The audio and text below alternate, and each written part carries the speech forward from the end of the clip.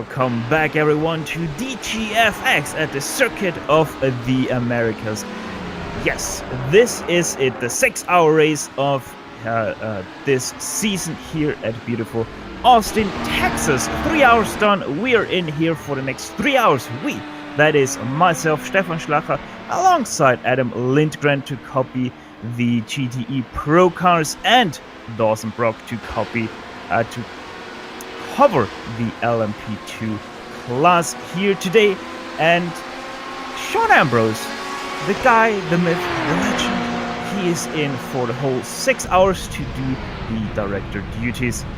Now, a very interesting development of the LMP1 class lead. We actually do have the replay, and that is quite a biggie. Satellite Racing and SKS Tribute Racing both in a horrible accident with a lapped LMP2 car. There's the replay for you on track. And Dawson, talk us through that one. Yeah, an interesting situation. It looked like the braking, the LMP1 car just checks up a little bit too much. It's a tough situation there with all those cars around you. You don't exactly know who's going to brake when, and it's really tough, especially with these LMP2 cars. They really don't have the brakes that these LMP1 cars have. They're both very different systems. These LMP1 cars, especially that Audi, doing all of its regen on the braking, so the braking very finicky on these machines. Really hard to adjust mid-braking zone. Now, Brandon Gurasi, he actually also had a little bit of trouble exiting the pit lane, got a little bit collected by a GTM car that didn't expect him to be there, as Ryan Walker does exit the pit lane in 6th place, and Brandon right into pit lane again. That's Satellite Racing, number 64. 1 lap done, seems to have again some damage as Iker Stefania, 8th place in the LMP2 class, pits out of the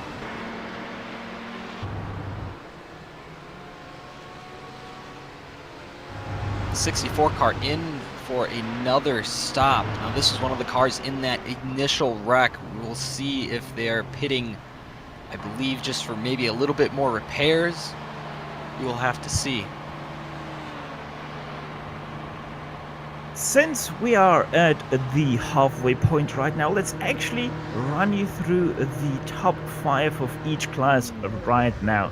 Because of the wreck that we have seen, PCDC Motorsports Argon, they are in the charge of this field right now. Started from 5th, they have about a 3-second lead right now over 2nd place, which is Element Sim Racing Fire. 3rd place, the sister car of the PCDC Argon car, it's PCDC Motorsports Xenon, but they already have about 30 seconds of a difference there to 2nd place. In 4th place we have Hellraiser's Gluttony. They started from 3rd place, so they are pretty much holding stable, trying to make count for what they have. But the big story of the race is pretty much 5th and 6th place to Team Heusenfeld, number 78. They started 11th overall and have gone their way up to 5th place. And a quick mention also, the Leo Racing team, the number 47, started 1st place, ran into some early troubles and are coming back. They're fighting back very hard, they're fast, they're mighty, and they really want to do it. 1 minute and 2 seconds back in the leaders, 6th place right now. However, Dawson in the LMP2 is a little bit of a different story. Yep, right now the LMP2s are going through some pit stops right now in the field, so our order is getting shaken up as we speak. But as of right now, what it looks like is Nomad Sim Racing in 1st place. They started 5th in this race and have had a solid run so far. Doing a great job keeping that car out of trouble. Now, down in 2nd place, Team Heusenfeld. We know these guys are fast. Ooh, we have Dawson. I have to pull you away because wow. The leaders just wrecked in the GT Pro category, and it's caused a big bottle up in the P2s as well. This is Marcus Simonson outbraking himself into Thomas Harrison, and those two getting together at the end of the straight. I tell you what, I saw it just happen because this all happened in front of that second place HPD car. And look at that swarm of cars, just cars everywhere. And the backup is still going on as we speak for Ronnie Fantini. He's still trying to work his way through traffic alongside other LMP1 car. This place is just hectic. I was in the car earlier and it never, like, you've just got cars coming from all over, all angles.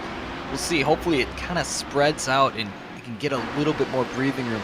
So Heuskenfeld and your third place car, your CQR club, actually, have we had a pass? I believe so. The CQR car has hopped the Heuskenfeld Racing for second place. So Daniel Kraft has that machine up in second now, Heuskenfeld third. Then we go to Adequate Racing. They are in fourth with Edward Lack in the car, and then rounding out the top 5 in LMP2 German Sim Racing, Julian Ogan.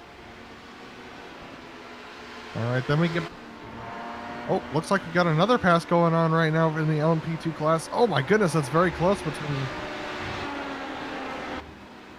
The nice thing for these guys right now is they have open track. They don't have to compete with the traffic or get caught up. You won't see any dirty passes. These guys have open track to work with. All right, so we're going to take a look at the GT Pro class now. We have MB Esports Racing in the lead, as we just saw, having a little bit of a moment with Hell Racers Heresy behind them. Those two guys have been very close for a while, but now that that accident has happened, Hell Racers Heresy has fallen back into the clutches of Kinetic Racing Velocity with Mark Torres behind the wheel. Mark Torres on a hard charge there in that BMW and trying to get up there and take that second place away now. Behind them, we have the F4H Racing Redgate driver with Eric Grove, who's 20 seconds behind that battle, and he's actually got competition from the Team Heuskenfeld 248 of Johannes Schafranca, and Schafranca's been struggling a little bit ever since coming out of the pits since the driver change, and has been holding station in 5th, but it's not exactly where he'd like to be. He's gotten passed a couple times on track for position. In the GTM class, it's TSB Racing, hashtag Reipenmove. In first place, that's 41st overall, 13 laps down on your overall leaders. Graphite Racing M are in second place, about 23 seconds behind your leader. In third place, we have Real Pixel Motorsports 3. Behind the wheel there is Matthias Boimler, but he already has, what is that? That's about nearly 30 seconds back on, actually, World of Sim Racing Team Junior now is in fourth place. No, that's just a glitch on my timing. Fourth place, Usagi Racing, Markus Leitinen behind that Audi right now. In fifth place, one of the Pineapples, it's Fresh Pineapple Racing, Peter Parnell behind that wheel, about 6 seconds behind the fourth place driver of Markus Leitinen. We also already have a few cars that are DNF'd, namely Talk Freak Racing Sunset LMP1, Talk Freak Racing Maggots, that's a GT Pro car, Funky Pineapple Racing, Fach Autotech Sim Racing, both LMP2 cars, then Hexa Racing Team Purple, and S-Rock Racing didn't even start this race here today. Going now to that battle that we were looking at a little bit before. We thought it was a 2-car, now it's turned into a 3-car battle with Ryan Walker putting pressure on the German Sim Racing car of Julian Ogen. So far it has looked to be pretty calm, drivers just hitting their marks, staying consistent, not making any desperation moves. We saw the fourth place car, the Adequate Racing of Edward Lack. He was pulling away from the fifth place car, but now it looks like that gap has come up, and now they're going to come up on some traffic, so this should make a couple of passing opportunities, as we're going to see, and everybody checks up. Yeah, and don't forget about your own teammate, Dawson. Ryan Walker in the Talk Freak Racing corkscrew. He closed that gap and nearly looking into the inside of Oyen there. Yeah, Ryan's done a great job, and I can't wait to see where we end up in this car. We've got it in a good position, and hopefully we can just keep staying consistent. And as you're seeing ahead, we got the two LMP2s battling with the two GT Pros, and the two GT Pros, those are our leaders as well. That's Thomas Harrison and Marcus Simonson, and they're also battling for the lead. So this is a inter-class battle for really important points positions right now. Yeah, and racing around like your leaders in another class, you always know you just want to take your extra time, make sure you don't put them in a bad spot. Is Ryan getting really close there? But yeah, no, you always have that little extra care when racing around another group of leaders who are battling. Speaking about being close, that's also the LMP1 lead, and they're closing in on the two leaders of the GT Pro class. Probably gonna be overtaking them by the end of this backstretch. So that might pose a little bit of an interesting question, as there's a pass for... no, never mind. That was just a lapping maneuver by Owen. In the LMP1 cars, if you saw the 18 machine of Mateo, he was able to use, they have that electric system to give him a boost, and he's able to get past those two GTE leaders so that he doesn't have to deal with them now here in the stadium section of the track. Dawson, it looks like Team Hoisingfeld 248, Johannes Schafranka just had a spin coming down towards the back straight. Oh, and that actually is an incident happening before, in front of him, and he wasn't able to avoid that. Ooh, that was, oh my goodness. That was Lyndon Swarby and John Haynes of SpeedTech SimSport number 339. Both, that was... Oh my goodness. Yeah, Lyndon Swarby is going through the corner there, and he gets caught up, looks like, by the faster car behind him, and yeah, they just have some door-to-door contact coming around this corner here. My goodness, did the average racing Redgate car there, was it able to avoid John Haynes? That must have been a miracle move by Eric Grove. Wow, what a avoidance there by everyone. Just, yeah, unlucky, unsighted by Schafranka there in the Hoisingfeld number 248 behind that LMP1. Not able to avoid the Audi and sadly crashing into that one, but able to continue. So, yeah, not too much harm done in that one. And I can report, while this has been going on, we've had a couple of pit stops. We have PCDC Motorsports Argon coming into the pits as well in the LMP1s, as well as MB Esports Racing in the GTE Pros, and that is the car that was battling for second place in that class in the GTE Pros, and for second place in the class in the LMP1s as well. Now, if I'm not mistaken, that is quite an early stop for PCDC. Yeah, I think it is a little bit early there for Argon. Either way, they are out and running again in fourth place, as also Hoisingfeld. They changed drivers now under Rajkovic in the car. Oh, and P4 LMP1, there's a pass going on right now between Leo Racing Team and the PCDC Argon that just came out of the pits. Looks like Leo Racing Team's going to try and take that position away, but looks like Argon saved up more boost and deploys it down the straight. Oh, and now he comes back across using a little bit more boost to save the position. If we can stay on this, I wonder if that Porsche now, using that little extra boost, if he's going to have enough here for the rest of the lap.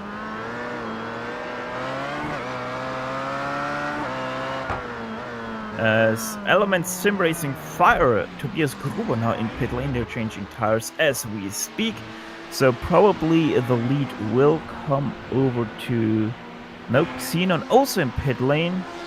Hellraiser's Gluttony seems to be the next car over the start-finish line, and actually they do drive past the pit lane. So Hellraiser's Gluttony now in first place.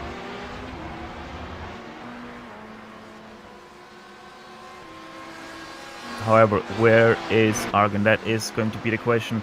And they're actually past Element Sim Racing Fire, but that just about. And yeah, it seems like they do get held up ever so slightly right now by the Leo Racing Team as they make their way past some traffic. Oh, that was quite some shutting off a door.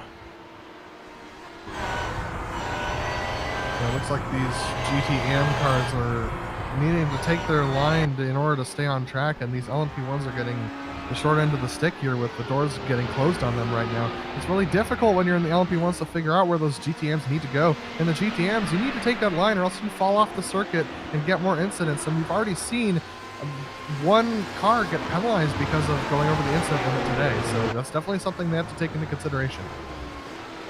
Speaking about passing, we have someone with experience in here in this race. Dawson, how is it LMP2 versus the GT3s? How is that class interaction, especially through the S's? Well, the S's are really tough, and I felt like our car was great in traffic. I think we made a ton of time up, and I think the big key to that was I had a spotter telling me exactly when to go, when to not go, and as a race car driver, you always want to make that pass, that last second pass, just kind of hit that gap, but always having that spotter back there telling you, hey, have patience, set it up for the run out of this corner, and don't make that silly mistake. That was huge for us, and you got to know when to set them up and when not to, when to push the button and when not to. It's a big speed difference with these GT3 cars, but you got to share the road and respect each other.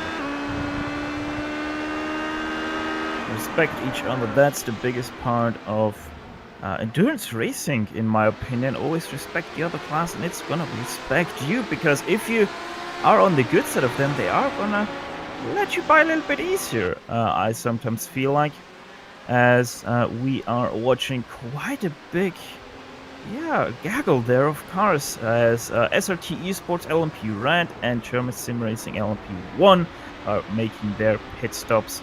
They're 1 and 2 laps respectively down on the LMP1 leaders. And the driver who was battling for the lead in the GT Pro category, the MB Esports Racing number 220 in 10th place in the GT Pros, is watching a battle now between Graphite Racing and Kinetic Racing Velocity. As they go through the corner ahead of him, they're side by side, blocking off Robert Raytray from trying to get through right now.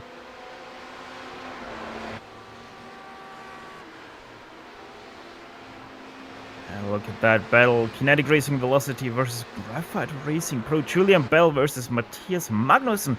Not too far behind Nick Madsen. Woo! That was close. The chunky pineapple going a little bit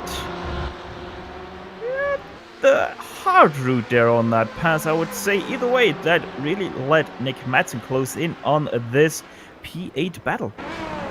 Nick Madsen's going to have a great toe off this to see if he can get a good run. Looks like he gets a decent exit. Everyone kind of equal there on pace, but it looks like Kinetic Racing Velocity has a decent straight line speed there. But look at this draft that MB Esports is getting as we watch Robert Raytray go around the outside finally of these three. He's going to try and get it done in the braking zone here. It looks like Nick Madsen's going for the inside pass.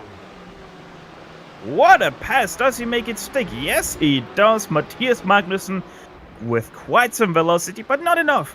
When braking, and Nick Madsen, much more braver there, overtakes him with, I would nearly say, quite some ease. It looks like this MB Esports Racing BMW M8 is just really feeling comfortable underneath Nick Madsen's foot, especially the left one as he brakes really hard for those corners. They've got this setup down. It looks like they're feeling very comfortable in these GT cars today. Graphite Racing Pro a little bit sideways out of the penultimate corner for the 93rd time as they cross the start and finish line to start lap 94. Nick Madsen trying to make a second move up onto turn 1. Let's see what happens. He dives to the inside yet again, but way too far back, and has to stay behind his Julian Bell a little bit wide out of turn 1. I'm pretty sure that was just a Brock off Ronnie Fantini and Garyasa. Oh my goodness, that was really close between the two of them. Yeah, that is class interactions at its best. Brandon trying to go to the inside of the LMP2 trying to go to the inside of Nick Madsen, who's trying to go around the outside of Julian Bell, and he makes it happen. Here now comes Kinetic Racing. Matthias Magnussen to the inside of Julian Bell. 3 wide to go to turn 10. And does he make it happen? No, gets a little bit blocked off by the Team Heisenfeld LMP1 and has to stick behind. Yeah, I think that was just a moment where Julian Bell just tried to stay to the outside and make sure that those LMPs could get through, but that opened the door to Nick Madsen. That's something you need to keep in mind when you're racing these GT Pro cars or any of these GT cars on the slower 2 classes. You just have to keep in mind that if you open that door up and you've got someone right behind you, they're going to jump through when those LMPs go through as well. That is a very scary thing as a driver, because you're sitting there and you want to have that patience, but when you have that guy right behind you, up tight, giving that little room or backing off a little bit can cost you the position in the long.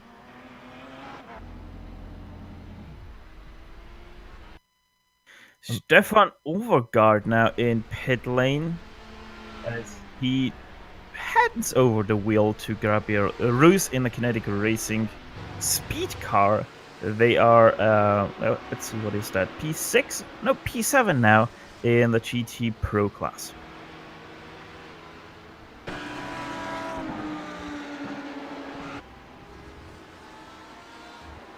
Oh, the German Sim Racing LMP2 cars just missed the pit road entrance. Just a little mistake. It's going to cost him a little bit of time. Just overshoots the little gap. You'll see on the replay. The driver's trying to get every little bit that they can, just locks up the tires. Luckily, missing that little tire barrier, that could have cost them the race. But able to fix the mistake, but that's going to cost that. He was one of the 3 cars that we were watching earlier. That's going to cost him some time. We'll see once the pit cycles all go through where he sits compared to the other cars. I can hear Julian in my back of the head shouting a little bit about that mistake as he has handed over the car to Oliver Kemesant to now also take some towers for that stop. So yeah, LMP2, the German Sim Racing LMP2 car taking towers and switching drivers for the next stint.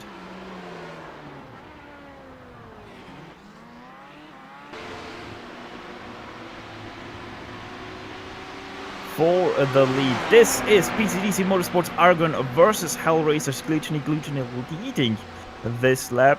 So PCDC Argon very much hot on their tail. Let's actually compare the lap times real quick. That's about 1.3 seconds faster the last lap around. There's a lot of things that can go into that 1.3 seconds in these endurance racing. You get one lap where you get caught up with a bad rack of traffic. It can really slow you down, but you hope maybe in the next lap or the following lap, the other guy behind you gets a bad catch and catches a GT3 car in a really slow corner. As they actually will have some traffic to deal with soon. 2 LMP2 cars of Ryan Walker and Edward Lake, plus the GT Pro car of Daniel Ferguson, a BMW M8. That one is, as here comes Magnus Fellström. 3 wide, he goes into turn 1, outbraking the LMP2. Never mind, LMP2 outbraking himself. That was Ryan Walker. Around the outside of the 2 LMP2s. Go ahead. And now you get to these S's, and this is where it gets, see, right there, Adrian getting caught up in the PCDC Motorsports car. Now he has to wait, and he's probably, we'll see if he tries to make the pass here, or if he's going to try and, no. See, a smart move, he's just going to wait it out, and now get the pass done here on this straightaway. See how rough that is. You have to wait that long, and now that Hellraiser's car looks so much smaller in their windshield. But Dawson, how much boost do you think he used trying to make those moves? It looked like he tried a couple of lunges there. Do you think he used a lot of boost there through the S's?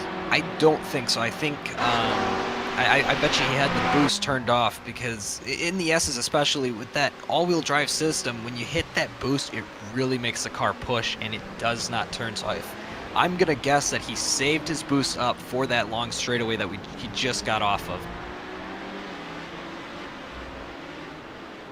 We got a battle.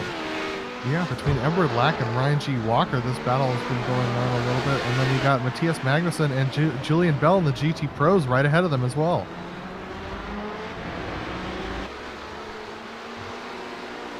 see how he sets up, how Edward's going to set up this corner. I know I had a couple issues here with a car maybe swinging out wide and having to go off the track to avoid contact.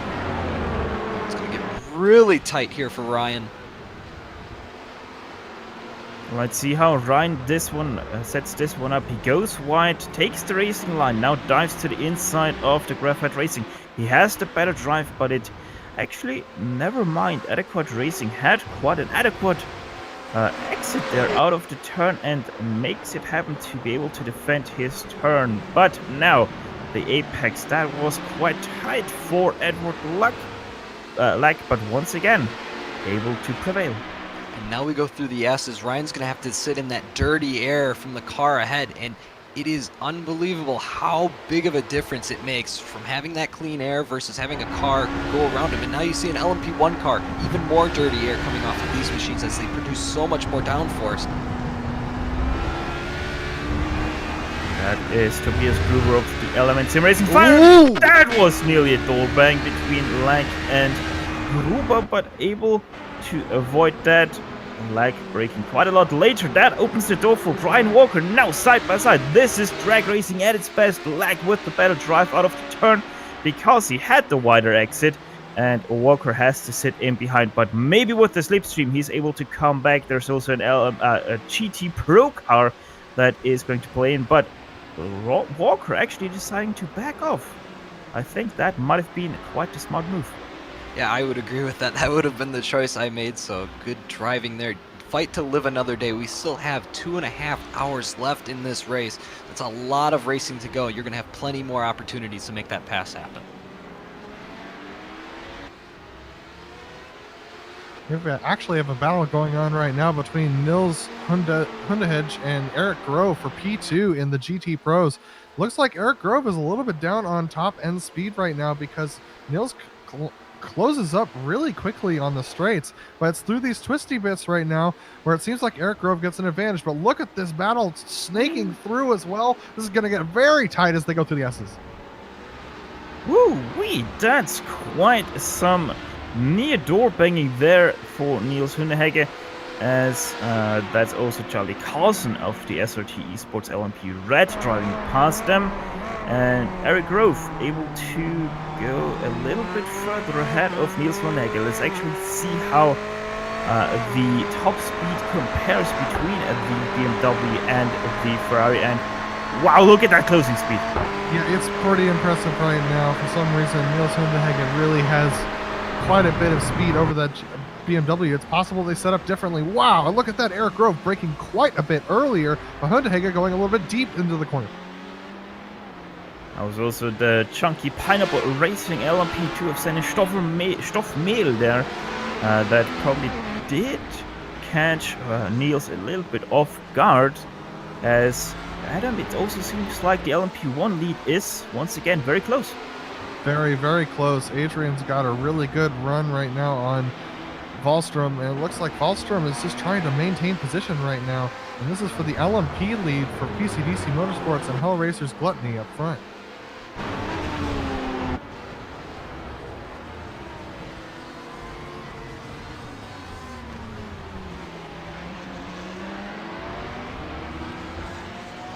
Taking a look, Adrian's got a really good run here. He's going to use a little bit more boost off the straight. Looks like Magnus is going to go defensive on the inside as they go forward. And it looks like Nils is actually making a move on Eric Grove up ahead of them. So these two battles are coming together on track, as we see so often. And now, are they going to get stuck behind through the S's? It does not appear so. It looks like Adrian's going to go through, and that's Magnus is going to go through, Adrian's going to go through, and they're going to get touch behind between Hundehegge and Grove. A little bit of a net code. Both cars able to avoid the sausage curbs and keep on going. But Eric Grove tried to go side by side through the S's. Not the smartest move, but that's your racer's mind right there, like Dawson mentioned earlier.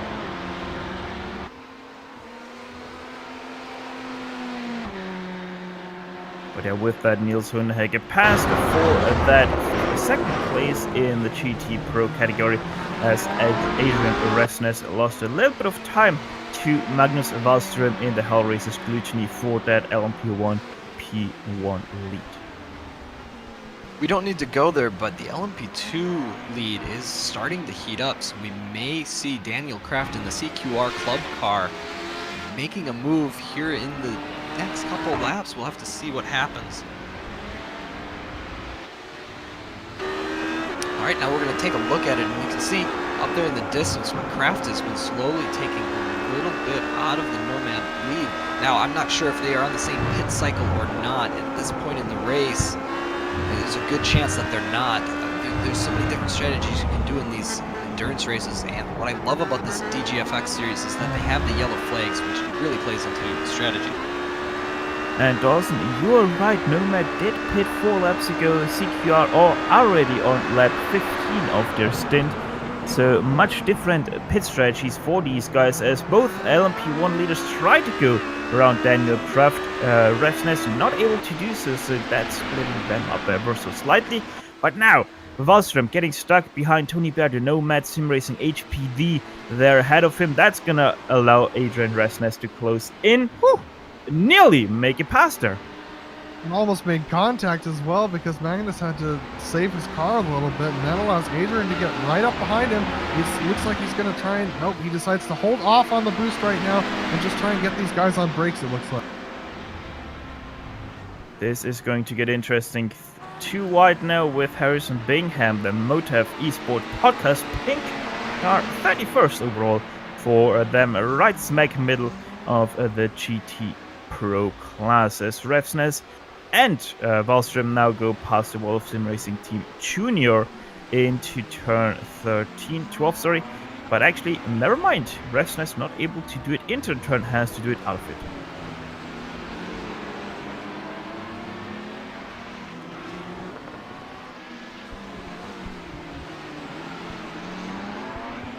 Even though we don't have the battle for P1 between PCDC Motorsports, Argon and Satellite Racing plus SKS Tribute, we still have a great battle with Argon and Gluttony for that LMP1 class, as we are taking a look now at GTM.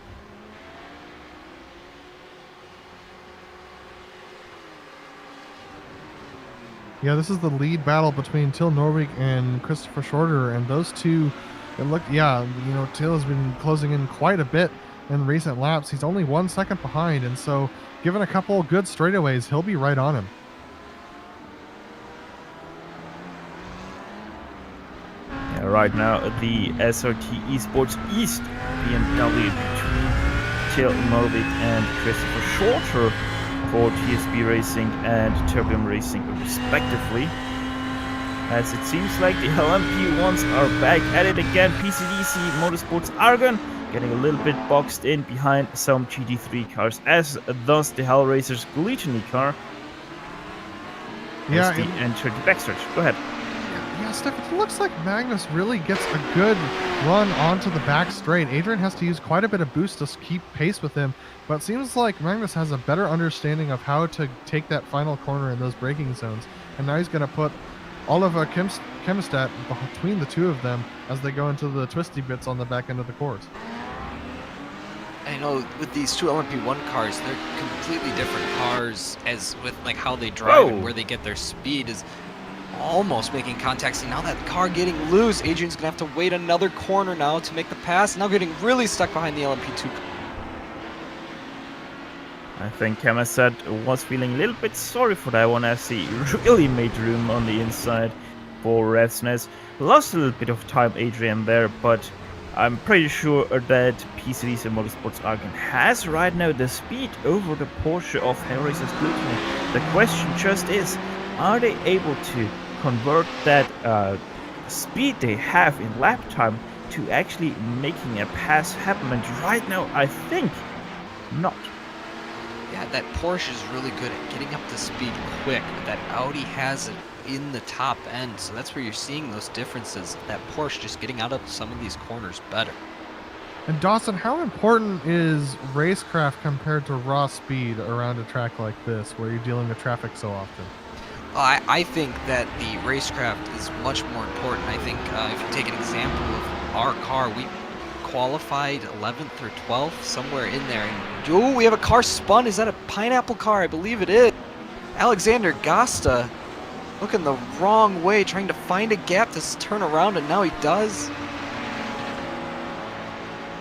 Yeah, Gasta in P21 overall, P10 in the LMP2 category. He really struggled there. It looks like he spun coming off the front stretch, was it? That is one of the weirdest places to spin. That is turn 10, the left hand downward kink. You know what? That actually looks like the spin that Sebastian Vettel had a few years back in the rain here. Just ain't the complete try. Very interesting by Alexander Gasta, not hitting anything, able to find the gap and continue racing. That is interesting. I have not seen a car get loose there, especially these HPDs where you should be flat out through there. Wonder if maybe tires or something. I know this track is getting warmer as we go on. As in the sim, it is 10:45, so that sun is rising, getting higher and higher. We're up to 84 degrees Fahrenheit, and it's going to keep getting warmer here until we see the checker. Awesome. We got a battle for P7 in the GT Pro category. This is Motive Esports Podcast Line versus Fisher Motorsport, and Fisher's got the inside line as they go through the corner. It looks like he's going to take that position. As Benjamin Fisher on Steven Kempson. And Kempson didn't put up that much of a fight going through the corner, so I think he's thinking about the long-term game. Remember, we still have 2 hours and 20 minutes left to go in this race. And boy, if you think the racing right now is hectic, we've seen some crazy passes within that last 30 minutes. You have, like, the field kind of splits in half. You have the guys who realize that they're not really going to better their position, so they start driving more sensible, and then you have the guys who are right there in the battles, and they start driving way over their heads. They make passes. It's going to be amazing, so stay tuned. Speaking about passes, that's exactly what Daniel Kraft of the CQR Club wants to do with Tony Baird of Nomad Sim Racing HPD. If you know these two cars, then yes, exactly. We're talking about the LMP2 lead. Oh my goodness, that was close. Kraft nearly rear-ending Tony Baird there going into turn 11. That was mighty close there, Adam. Yeah, it was. It was very, very close. It looked like it was just a moment of just kind of outbreaking each other and one trying to get better than the other. And actually, they're going to just about go side by side as we come back live. Yeah, Daniel Kraft better on the brakes, it seems, from the top speed of the LMP2. Tony Baird, though, able to prevail out of the turns. So it is going to be interesting to see what happens between them in the next few turns. By the way, because we said the Fahrenheit, it's 29 degrees Celsius out there on the track, 18 degrees Celsius on the air, in the air rather.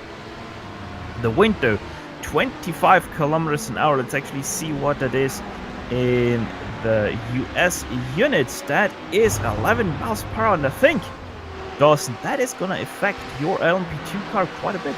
Oh yes, absolutely. It's not necessarily something that you can adjust for. It's just kind of something that you have to see when you show up, how it feels. It'll change the way a couple corners feel. Maybe through these S's, if the wind is blowing the right way, you'll get a little bit more downforce when pointing a certain direction. But again, it's not something that you can really set up for. It's something that you just have to see when you get out there on track. Actually, also one thing I noticed, it's quite gusty out there. The wind varies by about 10 to 15 miles per hour in just a matter of... So yeah, that is quite some unpredictable driving by your car in the way of downforce there. But so far, our LMP2 and LMP1 drivers are very skillful handling those conditions out there.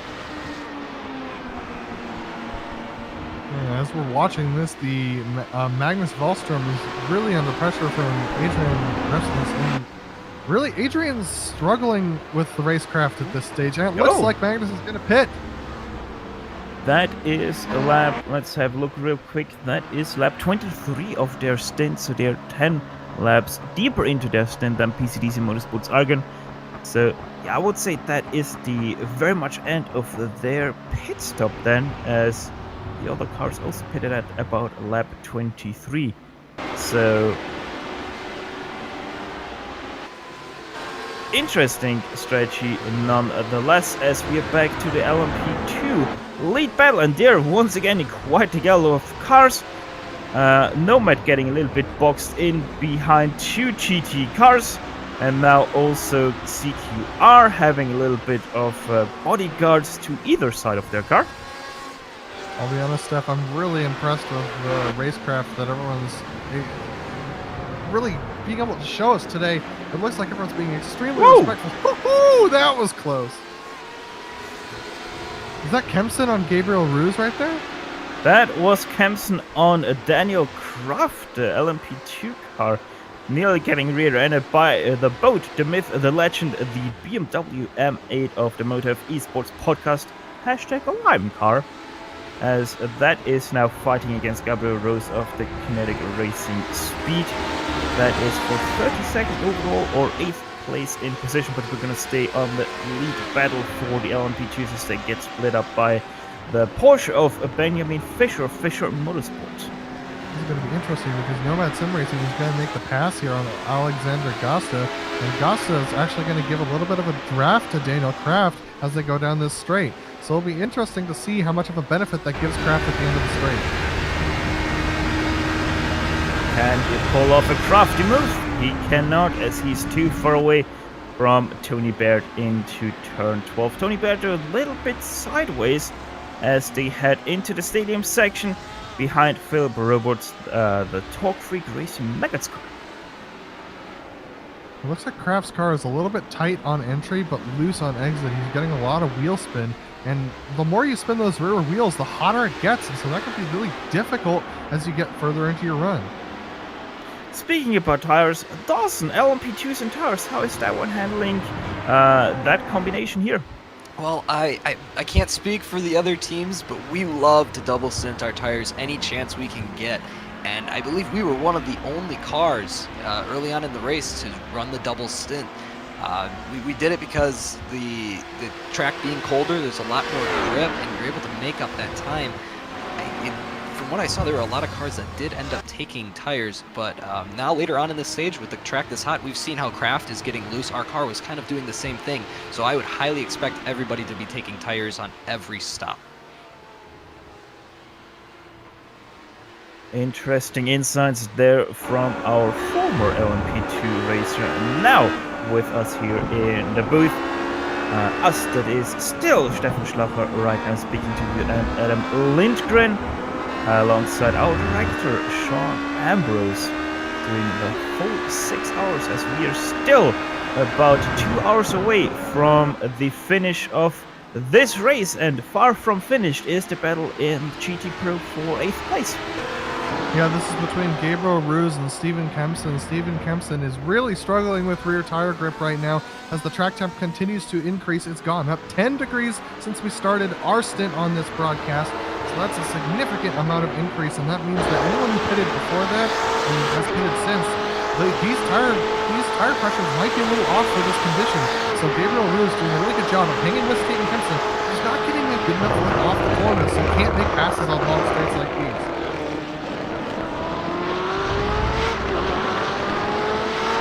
Gonna dive it up into this. Is a really tough corner to make a pass in. Roos gonna do his best. Good effort.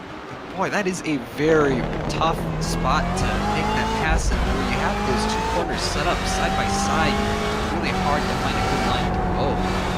Dawson, it's a really good thing that Kempson had his head on a swivel, because if he wouldn't have seen that Ruse went inside, he could have turned into that apex and clipped him, and that would have sent him around. Oh, And good it seems run from Ruse, and Kempson's in. Yeah, I don't know, maybe Kempson did feel his car starting to drive itself a little bit. He was really sideways out of pretty much all of the last few corners they just drove through, as the 288 into the pit stall. Doesn't seem like they do take tires right now, but they do switch drivers. Paul Denton now in the number 288, and I just remembered that these cars do tires and fuel separate.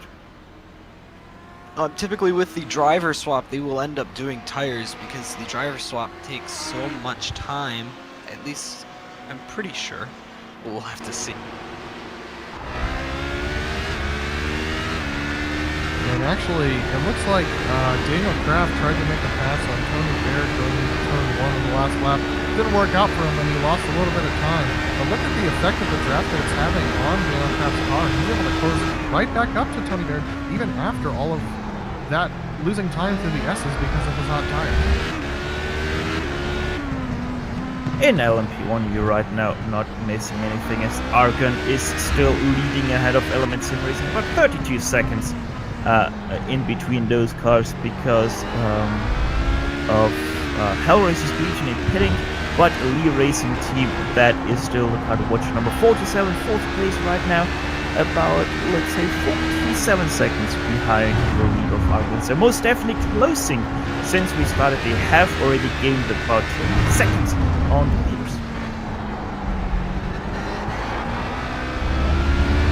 So it looks like PCDC Motorsports Xenon is going to make a pass for P2 very shortly on Element Sim Racing Fire and Tobias Gerber for P2 in LMP1. And that's just because I think that the pace is a little bit different because they're on the same stint of tires, so I'm not sure why, but PCDC has had the pace on Element Sim Racing, so it's just possible that Element Sim Racing is just out of tires. Okay, so for me right now, I don't see a pit stop time for Element Sim Racing Fire, but I think Xenon did take tires and Element Sim Racing didn't, if I remember this correctly. So yeah, either way, Tobias Gruber very much sliding around on his rear tires, so it does seem like Gruber only used tires where nothing isn't, but that doesn't matter because we do have an on-track battle here for that second place. It looks like Nusing's car is a little bit tighter than Tobias Gruber's just on setup alone, and so I think that might be giving Gruber a little bit of a problem on corner exit with spinning the tire. Oh, look at that boost. Harvesting all the way down the straight. Thank you very much. I take that second place from you now. Dawson, is that just a matter of not harvesting enough energy over the course of the keeping your energy up over the course of the lap? What could have really possibly happened was the Element car may have, at the end of that lap, just used an extra too much, maybe defending on the other backstretch, whereas Nossing, instead of using all of that boost, he saved it up to use it all in one. So I'm guessing that the Element car probably used some boost to defend somewhere on in the lap, and it just comes back to bite you when you don't have that Whoa! Boost. That was nearly a dive and a half from Gruber, but let's see how much boost does Gruber do down this backstretch. And yep, most definitely he does boost more than Nursing, but not too much. And honestly, I think Gruber just didn't boost whatsoever on that front stretch, where Nursing did boost at least a little bit. There's that close call once again from our chopper. Tobias Gruber overtaking LMP2 car there and nearly running into the back of the PCDC Motorsports Xenon.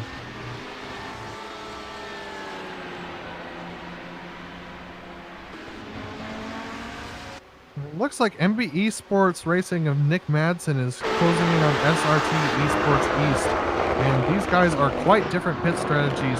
MB Esports pitted about 17 laps ago, whereas SRT Esports pitted about 25 laps ago, so this is just a difference of tires and speed, but this is still really important for MB Esports to get past as quickly as possible, because this is not his battle for position in on strategy.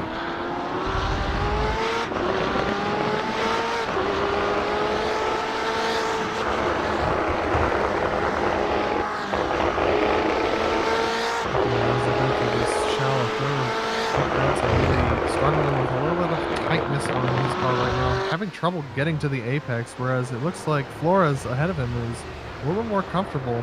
So Madsen might just be saving his stuff a little bit, but yeah, looks like he's getting decent exits. It's just his turn-in is a little bit lacking at the moment. Coming up behind them is the battle for P5 in the LMP2 class between... Oh no! Oh! Able to avoid the car. Hans gonna get stopped. That means that Oliver Kemesat gets away with P5 in LMP2 as we take you to the replay of that spin by Nick Madsen. Madsen just getting a little bit too deep into that final corner, and a good onboard would be with Hans Gunnar Hansen in 6th place of the LMP2s, because he really saw the worst of this. That was the Team Vikings Fender, his car to be precise. And yeah, Nick Madsen, that is one of the issues you can have with the BMW M8. No weight whatsoever over that back tires, especially while braking, and if you brake a little bit too hard, that is your car spinning out as Daniel Kraft now right behind Tony Baird for that lead in LMP2, as they're also now gonna lap Hans Gunnar Hansen for who is right now in 6th place. And here comes Daniel Kraft, 3 wide down the backstretch. Who can brake later?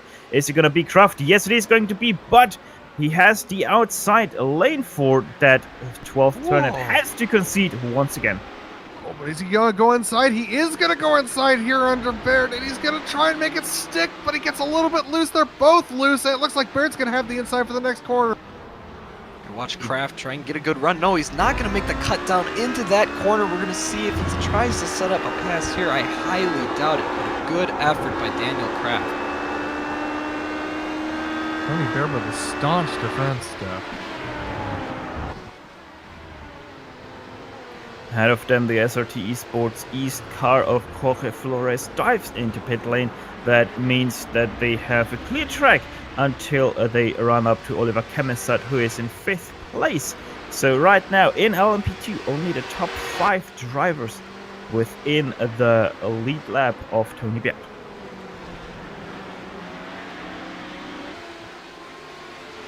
It looks like Kraft is not done with Baird yet.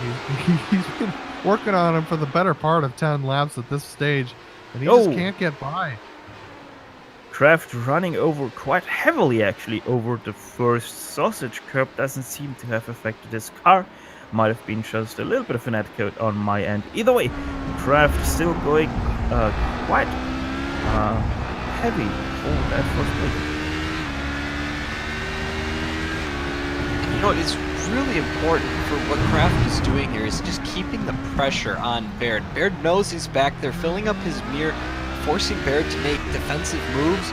Eventually, at some point, the odds are that Baird could run into a mistake that Kraft forces. So it's really important to keep that pressure on him and don't make him comfortable. If that lead car is comfortable, it's really hard to make that pass. In case you're asking yourself, these two guys are fighting so hard. Is 3rd place catching? Well, yes, they are, but they're still 22 seconds behind this lead battle, so nowhere in danger of attracting a 3rd car to this fight as we're starting to approach the 2-hour mark. All right, Dawson, thinking race strategy. When is it go time? When does the clock tick over and you think, okay, it's time to stop playing it safe, it's time to start taking risks? Does it approach at this stage in the game, or is it closer to the finish of the race? So I've heard a bunch of different ideas on this. One of the teams that I've raced with before, we've done 24-hour races where we treat it like a 24-hour sprint race, and we go as hard as we can for 24 hours. That's more of a popular thing at a track like Daytona, where there's not a lot of difficult corners. Me personally, here, I think it depends on where you're at in the situation, right? If you're that Heuskenveld car, you're 20 seconds back from the 2 leaders, I think your go time is right around this 2-hour mark, because you need to start chipping into that gap, or you're not going to close it up. So right now is your go time for him. If you are, say, Daniel Kraft in 2nd place, right behind the leader, your go time doesn't hit until 30, maybe 15 minutes, because you can afford to wait.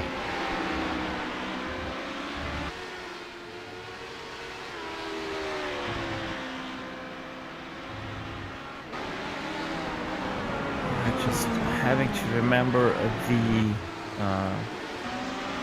line that one famous Alan McNish once said: we have to take sometimes unnecessary risks to go to do in this 24 hours of Le Mans if we want to win it. And yeah, in that same race he said that he had one of the most horrific crashes that race saw in modern times and actually walked away just with some light bruises. So we're taking a look right now at Christopher Shorter, who's in the lead of the GT Am class.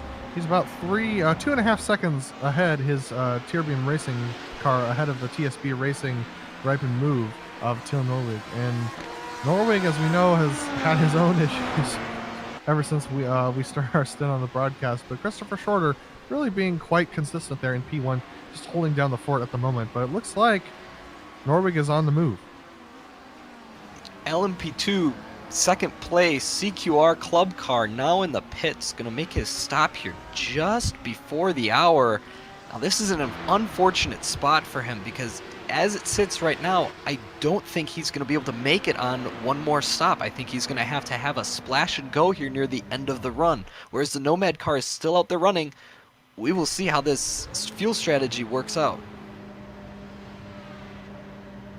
They have to save somewhere. Now, my question is, how much laps can you go in an LMP2 car here? Because the last time Daniel Kraft did pit was on lap, let's see, 90. So, 28 laps ago. That sounds about right. I don't remember the exact number. I just remember running to a certain point and then pitting. But there are a lot of factors here. In DGFX with that yellow flag, what most drivers will do is they will pit a little bit early. Because if that yellow flag comes out, you don't want to be caught without being able to come in the pits and fuel up. So you pit like 1 or 2 laps early. So if you're a car, like that CQR car now, that's low, like they're close to missing it on fuel, you start taking a risk of running that car dry, and if a yellow flag comes out in that time, you're gonna be caught out and put a lap down. I think I took a big risk, and I did what we never say to do, and I did a little bit of math, and it looks like it's around 50 minutes with an LMP2. Around 50 minutes. Okay, that sounds about right. I know it's right around there. I think it's closer to 55 if I remember, but we'll see how. The leader is in. That also is interesting because if the leader's in, that means that they are short stopping. The P1 Oh wait, Argon it's Iron car. Rasmus. Yeah, that is right about where they need to be. 23 laps they can do, and they have hit that lap right now. As also PCD Xenon, they're coming up to the pit entry. Let's see what they do. They're also in lap 23. They go past one more time. Element Sim Racing, on the other hand, third place, drives into pit lane. And it's a little bit tough for Element Sim Racing because they were chasing down PCDC Motorsports, the leading team ahead, and so Argon looks like they're just coming out of the pits now, and they're going to come out in third position, having been gifted that by Element Sim Racing Fire. And so that's Adrian coming back on the track for his second stint. The story of the race, the Leo Racing team. Once again, they started in first place, had some bad problems, pretty much or nearly went a lap down, fighting their way back. They have closed into 38 seconds on the line, which obviously is a little bit skewed because Argon did pit in. Either way, they are closing in on Xenon, and Xenon is second place. So they have that second place inside Element Sim Racing. They did pit. They actually also did take Taurus Tobias Gruber. That one is the number 71 as Leo Racing, just 2 seconds behind PCD6 Xenon and the virtual, or actually the real LMP1 lead right now, but not the virtual. Now, for those of you who saw on your timing screens that Chunky Pineapple Racing was falling back, they did not get into an accident. They were serving 2 60-second stop and go penalties for separate moments. No, for two different incident limit breaches. So they have fallen back significantly. Oh! Whoa, that could have been so much worse. Casper Record Graphite Racing Pro exiting pit lane at the number 292, 28th overall. And Oliver Camisard not realizing that, turning into them and actually having a little bit of a door contact, actually a little bit of a netcode door contact with that one.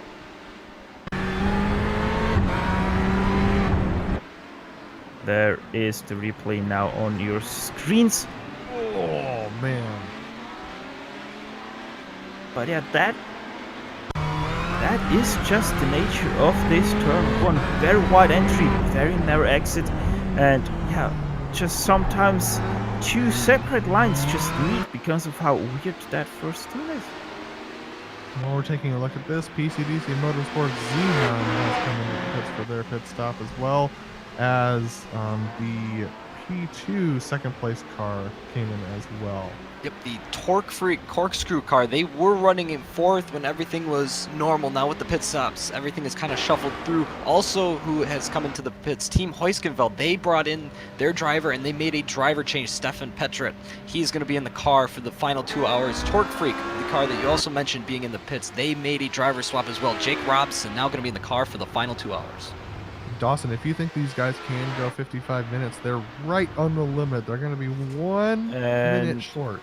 It's going to be close, and of all of the cars on this strategy, right now the Torque Freak car is the closest, so we'll see. Maybe a little bit of saving has to be done to stretch it that 1 extra lap. I would not be surprised if some of those cars are going to the limit and running it dry rather than leaving those extra couple laps in it.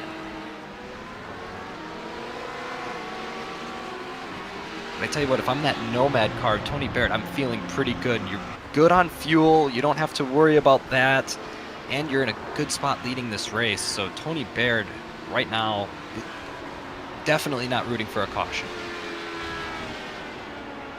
The one guy rooting for a caution right now is Danilo Piazza, Lee Racing Team.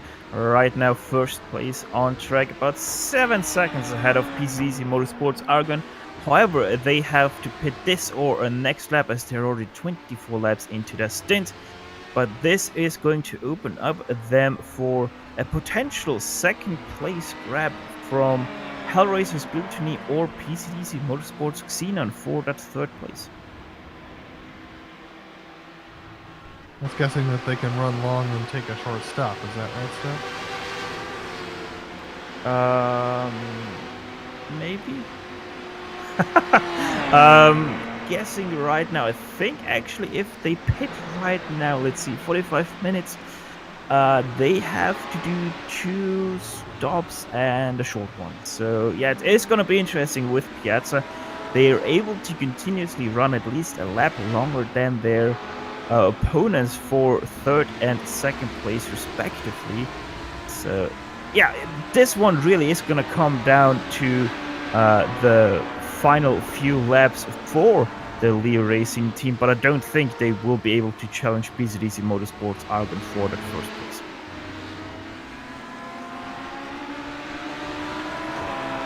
Leo car looks like bringing it down the road.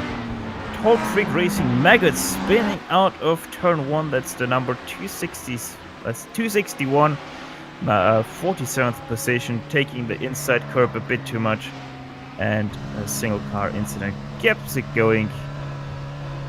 That car has had a rough day. It was on its roof at one point in this race, so still keeping that car out there and chugging along. Not only has it been on its roof, but it also had incident breach limit stop and go as well, so they've had trouble. As we're taking a look at the Danilo Piazza come in and switch out with Ricardo Schlabo. Yeah, Ricardo Schiavon, the faster driver of the two. He did the first 68 laps and now is gonna probably jump in and do the last 2 hours by himself. So Ricardo Schiavon, the fastest driver in this field, back out at it again. He was in a qualifying about a full second ahead of SKS Tribute, who started in second place, but sadly are already out of this race. As Leo Racing Team exits pit lane, let's actually give you a short little rundown of the top 3 drivers in each class. That would be in the LMP1 class. PCDC Motorsports Argon, Adrian Rasnes right now behind that car. 3 laps is their stint old, and they actually didn't take tires. They're right now fighting a little bit here with traffic of Benjamin Gregory of the Texans Fitzy Motorsport car. In second place of LMP1, we have Hellraiser's Gluttony Hampus Bass behind that Porsche wheel. They are about, let's see, 18, nearly 19 seconds behind first place. Third place right now goes to the 54, the sister car of PCDC Motorsports Argon. It's PCDC Motorsports Xenon, about a minute behind, actually, sorry, half a minute behind first place.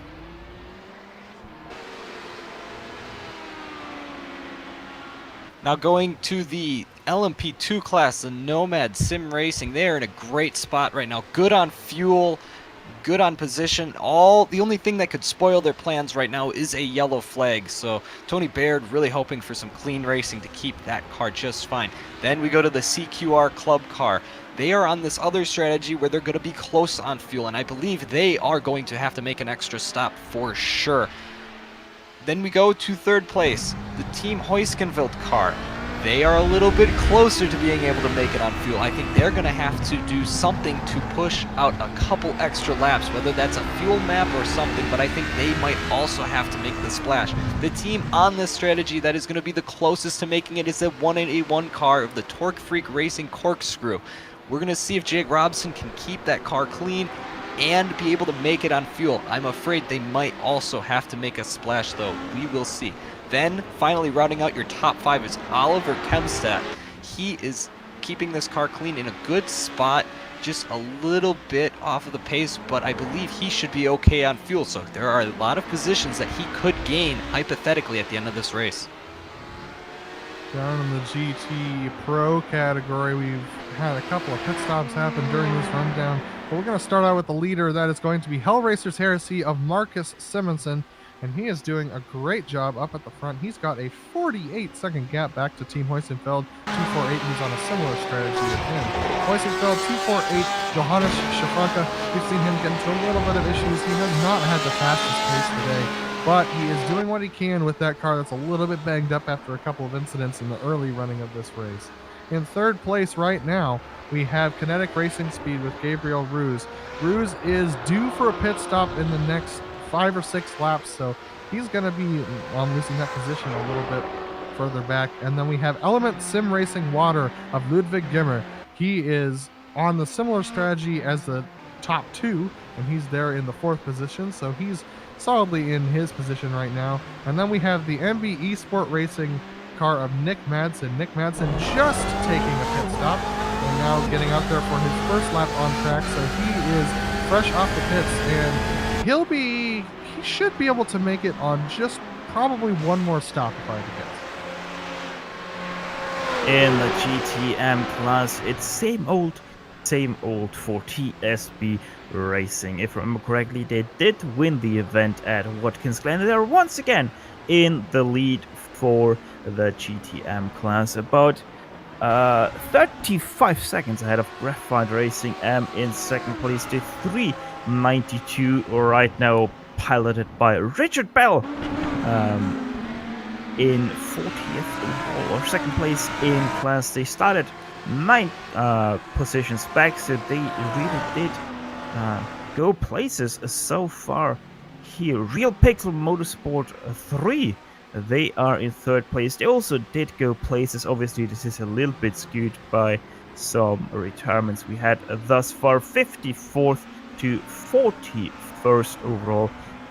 Third place in class, about, let's see, that is also, no, actually they are fighting with a second place of Richard Bell and Graphite Racing, so that is a battle for position between Jan-Philipp Wied and Richard Bell for second place in the GTM class.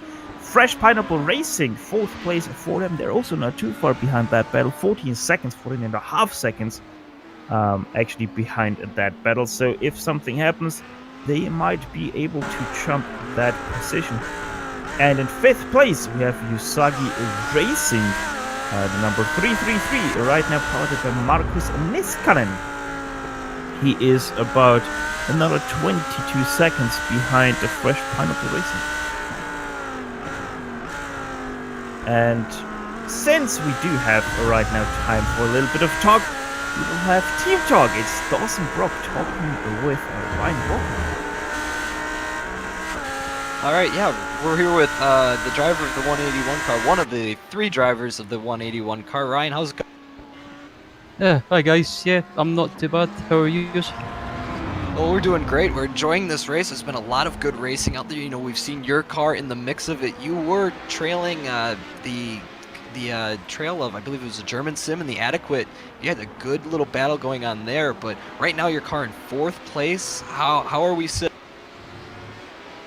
At the moment, it's kind of it's a bit of a mystery. I mean, yeah, we've kept out of trouble so far in the race, and yeah, it seems to be paying off at the moment. Sitting in P4 in class, so yeah, it's not too bad. So yeah, so far.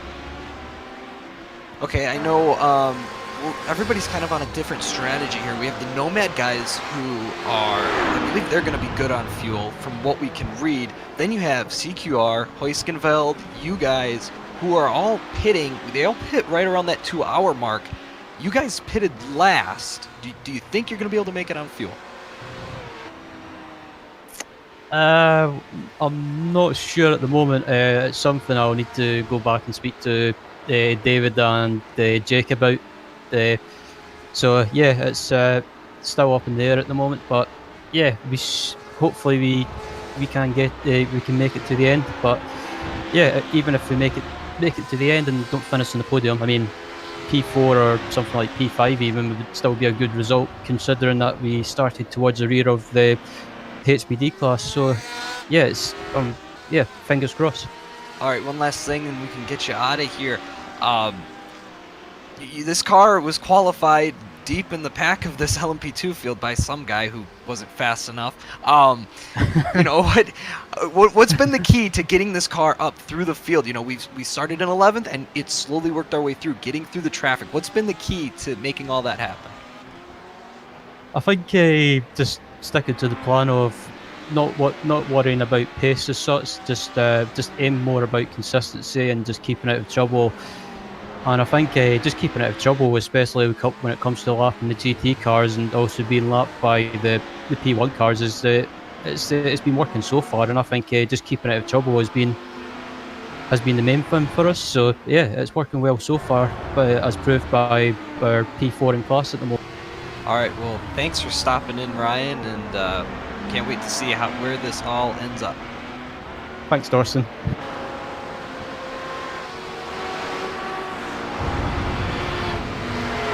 That was Ryan Walker with Dawson Brock, the top 3 racing corkscrew drivers, both of them right now still sitting in 4th place, not actually about the S's in between themselves and Team Heuskenveld. 3rd place card 101. That one would be CQR Club. Let's actually check in on our LMP2 leaders. They are only about a lap, half a lap. No, that's half a lap still between them and Nomad. So Nomad still hasn't pitted. They're right now on lap 26 of their stint. So I would guess, Dawson, that they soon will have to pit in. Yeah, we'll see. They should be good though where they're at, so they shouldn't have to worry about stretching it or anything like that. So in a good spot.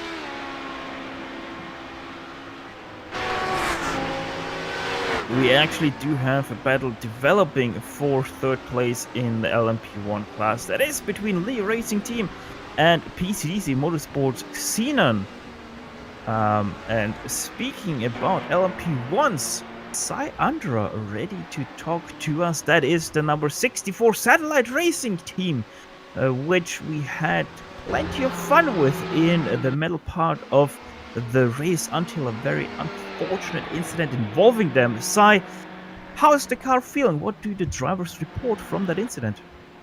Luckily, the incident was mostly cosmetic. We just had to change out the rear wing and the rear diffuser, and the car seems to be at 100% right now, just turning laps. The main thing is just trying to stay on the lead lap, so if we get a caution, we will end up kind of neutralizing the race and coming back to the tail end of the leaders, and I think we showed we have the ability to pass them, and I think we have one of the fastest cars on track, so kind of just a game of crossing our fingers right now and hoping for the best. Yeah, right now about half a minute away from being lapped. 1 minute 13 behind the PCDC Motorsports Argon car. Now,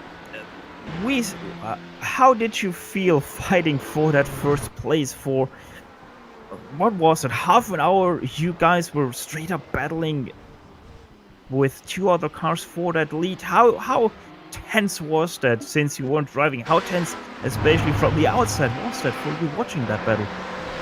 It's definitely more tense when you have a live feed of exactly what's going on the whole time. I do a little bit of engineering in real life as well, but when you don't have a chase view of what's going on, the action on the track, you're kind of not in the action as much. But basically, here it feels like I'm taking months off my life every time I watch these guys go for an overtake. Taking months off your lives, yeah. Now, LMP1's Koja, it is an interesting relationship between them. Add some LMP2s and especially GT3s into the mix. How interesting does that relationship go? It's a lot of trust, and for some of the teams we've been passing, that trust isn't there. So sometimes we have to leave an extra car width just to let them push wide if they make a mistake, or give them a little bit room on exit if they get loose and stuff like that. And it kind of compromises us, but it's a give and take where the trade-off is I gain a 10th where I lose 2 minutes in the pits, and obviously we're always going to take the second, but it is a little bit frustrating behind the wheel, and I can hear them curse every now and then. But it's funny at the same time. It's also pretty stressful watching some of the moves. Well, Sai, last question before we let you go back to your team again. 1 minute 40, pretty much exactly right now left on the clock. What is the game plan going from here? Well, right now we have a couple of teams within 30 seconds of us, and I know Pierre's been working his butt off trying to close that gap. Right now, I think realistically we could be just off the podium, and I think we definitely have a shot for the win if we get a lucky caution within the next hour or so. Well, Sai, keep your fingers crossed for that lucky hush, and we're gonna let you back again to your drivers. Good luck for the rest of the race. Thank you. That was LMP2 and LMP1 covered, and now we're also gonna cover the GT Pro class as Adam Lindgren gonna be talking to Benjamin Fischer of Fischer Motorsport. Yeah, Benjamin, looks like Pascal's doing a good job getting around the track right now. Competitive lap times. How has the traffic been out there today? Yeah, hi guys. Yeah, traffic, that's an interesting one. Definitely had a few moments there that you could describe as code brown. Just,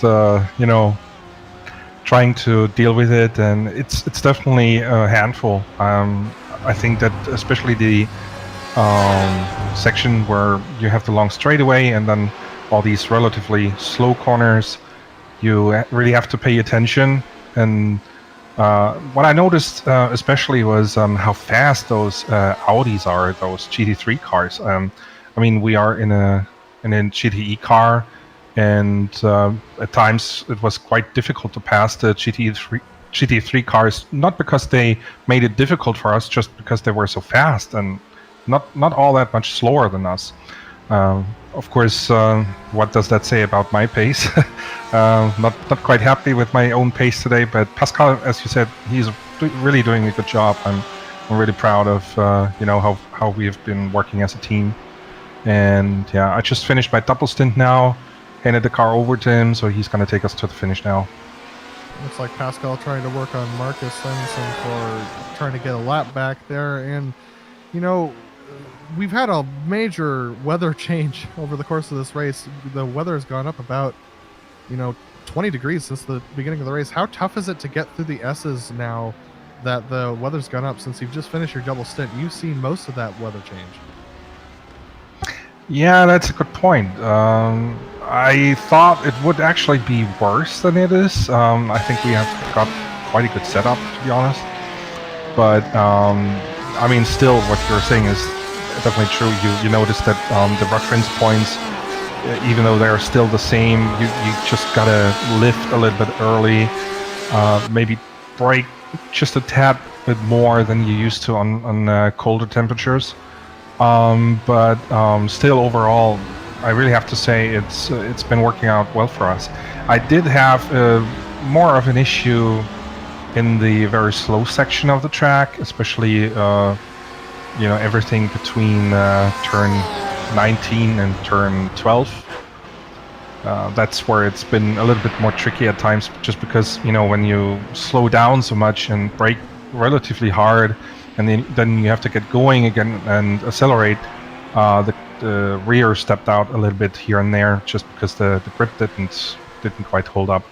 But we have decided to change tires now on our driver swap. Made some adjustments, so I think we're good to go for the rest of the way. Well, Benjamin, good luck. Best of luck to you, especially getting this lap back now as we see Pascal working on Marcus.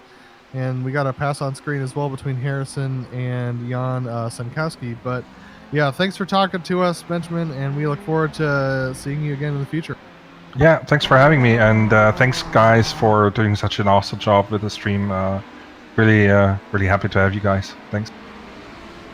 And as Benjamin Fisher, P10 in the GT Pro category, currently 1 lap down, but working on Marcus Simonson to get his lap back.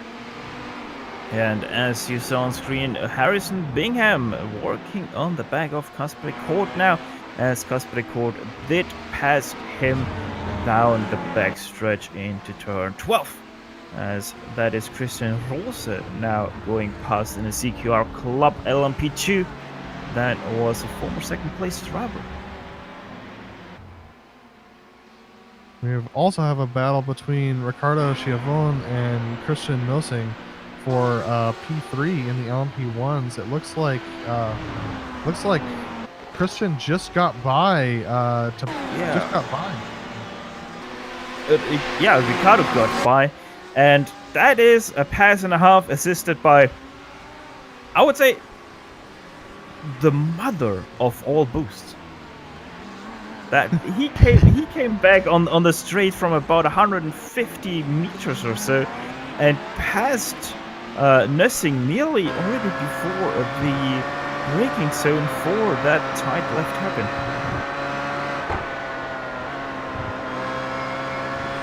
Nussing a little bit right there through the S's, as we are already back on live pictures, and yeah, it just shows how much dirty air these LMP1s produce, as Schiavone now working on the very loose Team Horsefeld number 248 Porsche, and now also Nussing goes past, and with that, PCDC doesn't have 2 cars anymore on the podium. It's now PCDC Motorsports are gonna head off Hellraiser Gluttony and Leo Racing Team. However, sorry for that. Leo Racing Team about 30 seconds behind second place of Hellraiser's Gluttony, who are in thick traffic right now, as they actually also decide to pit in. As the Hellraiser's Gluttony pits in, we're also gonna take a quick pit stop right now and come back for the last 1.5 hours to cover for you guys here in the DGFX 6 hours of the Circuit of the Americas. We are right back after these advertisements.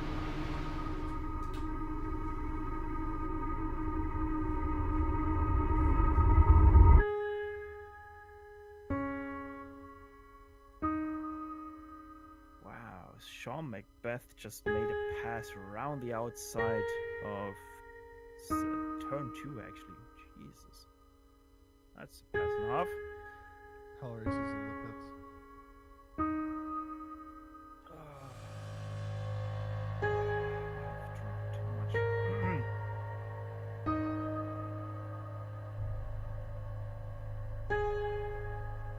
So, where is Hellraiser's team? Leo right now. You know what? How much time do we have left? It's 1.5 hours. They're not quite in the picture. Hellraisers. So, also, F4 Racing. You know what? I honestly don't care about the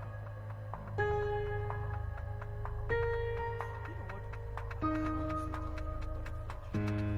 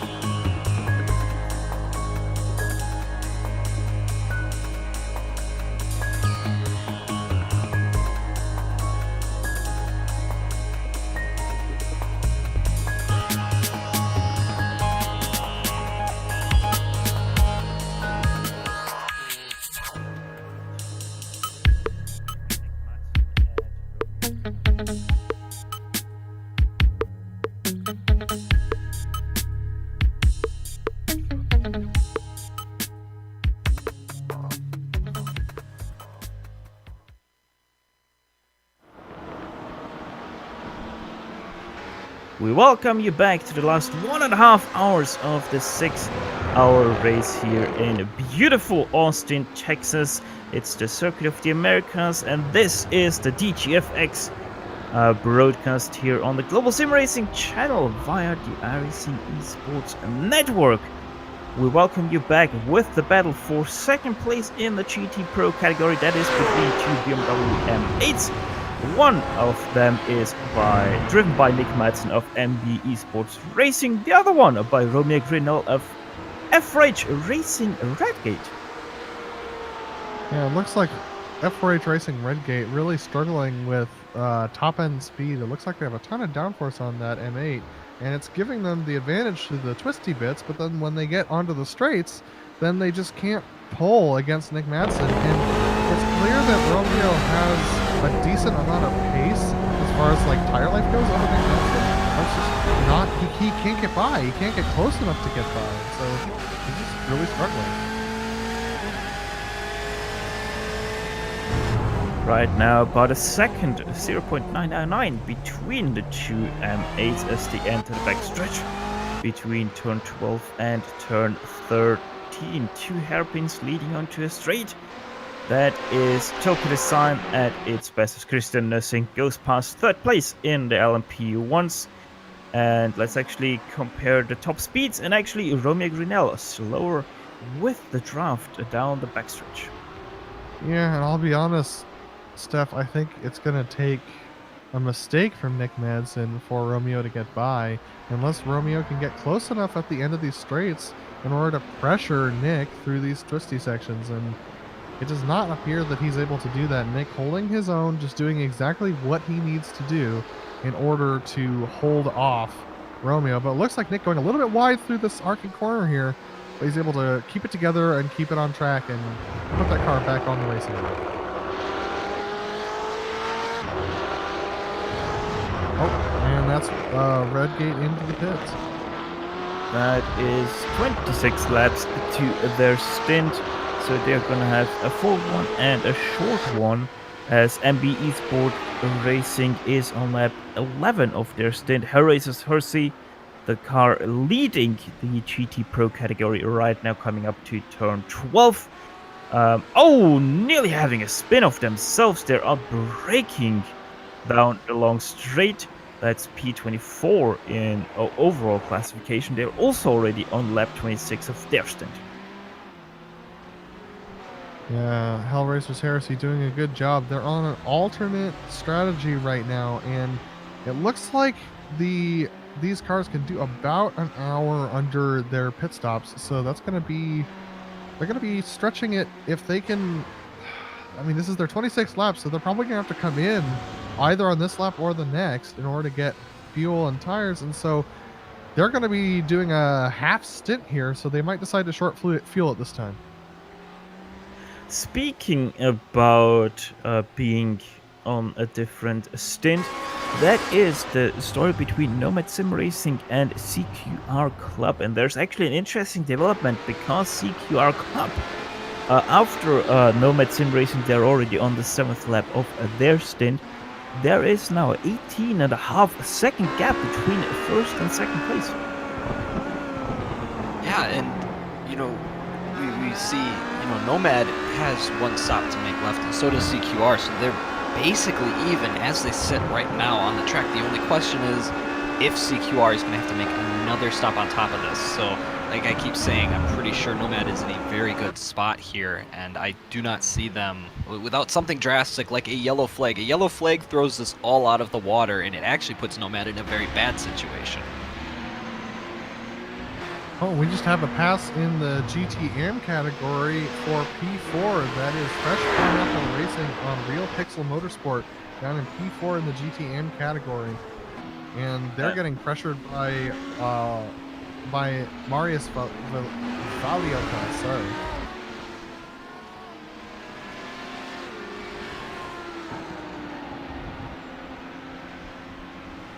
Valioka's pulling up a Verstappen move, so does Martin Tailgard there on the two GT3s, as does Andreas Quintana.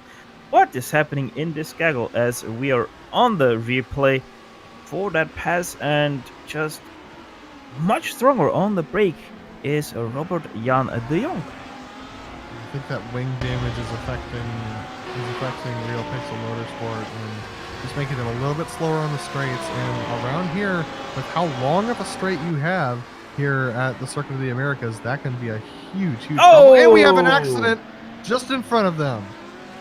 That was Alexander Gaster coming out of pit lane, and Andres Quintana of the World of Sim Racing team. And that is exactly just a tailgate corner at its best once again. That is something that can happen here in turn 1, where the spotter actually doesn't really enable for both cars until late. Steph, they just came off of a 1-lap stop and hold for breaching the incident limit. They come out on a track and then are involved in another incident.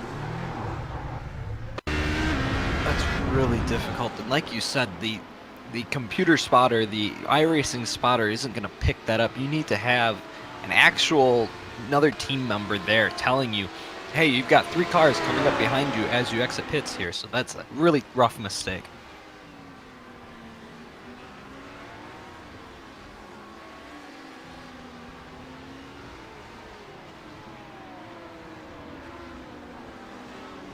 Now, let's see, do we have a battle somewhere deeper into the field? Yes, actually! Let's go to that, as Satellite is in pit lane. That is for, let's see, 10th place in the GT Pro category. That is between Motev Esports Podcast Lime and Element Sim Racing Water. 33rd overall position. That is a BMW versus Ferrari. Yeah, this is Element Sim Racing Water's second lap after coming out of the pits, and so they're on their way up forward. They're going to have to take another stop. They're going to have to take 2 more stops, mind you, in order to make it to the end of this race, most likely, unless they can save significantly here. And they are a lap behind, I believe, the leaders, so they're probably not in contention for a win at this stage of the game, being this far back, but if they can do some fuel saving, they might be able to gain a couple positions. You are, by the way, wrong with being a lap down. That is just because the overall leader is right now between these guys and the GT Pro leader, who still is MB Esports Racing of Nick Matz in the 220. followed about 6 seconds behind by kinetic racing velocity of Matthias Magnussen. But it seems like Ludwig Gemmer here in this battle has the speed on hand over Paul Denton.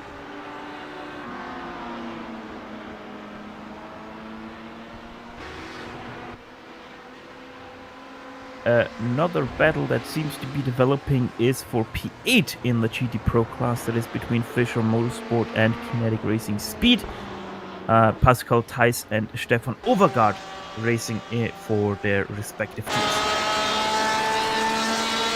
Yeah, Pascal doing a good job to make it to hold on to his position and keep a good pace as the leading GT Pro car came into the pits. And that's released him to go forward. And Kinetic Racing Speed just making good pace right now. Catching up to the back of Pascal. That's just on raw pace at the moment. He's actually doing a good job to hang with him, even with Fischer Motorsports' Pascal Theis really doing a good job on lap time. And yeah, I think we might have to go back to the battle for P10 though, because Ludwig Gemmer now really on the back, actually pushing Motev into a mistake, and there goes Ludwig Gemmer by for that 10th place in class. Paul Denton just not able to cope with the pressure. The Motev driver into turn 12 just outbrakes himself ever so slightly, locks the rear brakes, catches the spin, but Ludwig Gemmer is already past. That's one of those things, by just filling the mirror slowly, one of those mistakes is just bound to happen.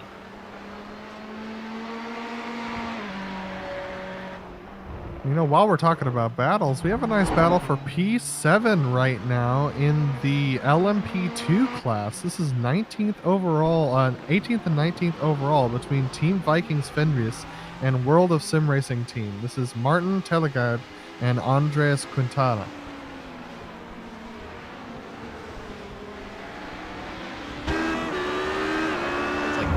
Getting a little bit loose there. Now this is a lot deeper in this field. The field that, you know, before we had so many battles in LMP2 and now it has seemed to just fizzle out.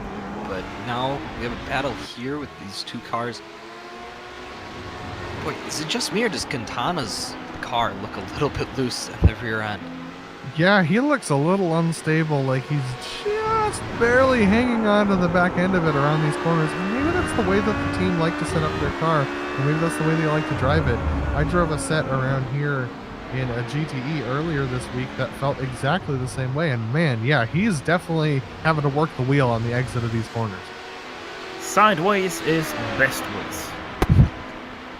You know, the track here again, as we keep talking about this, it's going to keep getting hotter. We're getting closer to noon here in the sim, and the track hitting 93 degrees Fahrenheit. I mean, that's up 30 degrees Fahrenheit from the beginning of this race. That is impressive.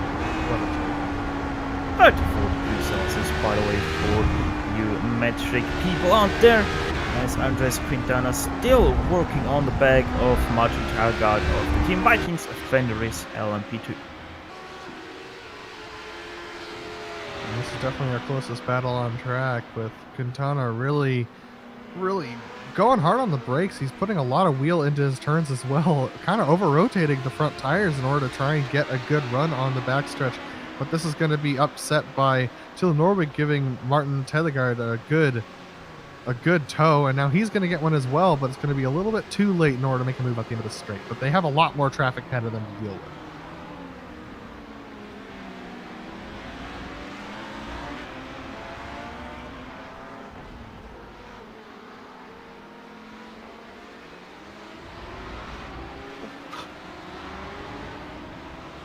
Boy, no mistake there. Just happened. Quintana's able to get around Tellegard. And that was right in front of Till Norwig as well. And also right in front of Ricardo Schiavon, who is once again back in second place of LMP1 class, as the Hellraisers Glutini have made their pit stop. But yeah, speaking about pit stop, Andres Quintana into the pit lane he drives. Yeah, I mean, there's only so far you can go on those rear tires, and I mean, I know they're going for fuel numbers and they're going for lap numbers, but It's got to feel good to come in for new sets. Oh, and he's also got a Actually- black flag. It looks Yeah. like an incident limit breach, so...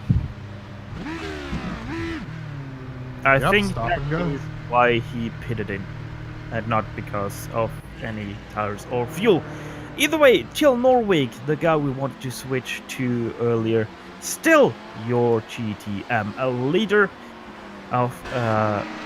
Let's see. Let's actually check in how that comparison is going with second place. 9.3 seconds. He's right now ahead of Terbium Racing Ross Bartel in that car. And they have started to even out on their stint lengths, as it seems. TSB Racing now 13 laps into their stint, where Terbium Racing 19 laps into their stint. Yeah, it seems like we're seeing quite a few differing pit strategies for the GTM cars. I think some people are trying to get the fuel just right and take, shorter stints and just try and even it out a little bit more. Well, some people are banking on that last pit stop being a good 10 seconds shorter. So it's just different strategies right now, and we're going to see it all play out here in the final hour and 15 minutes.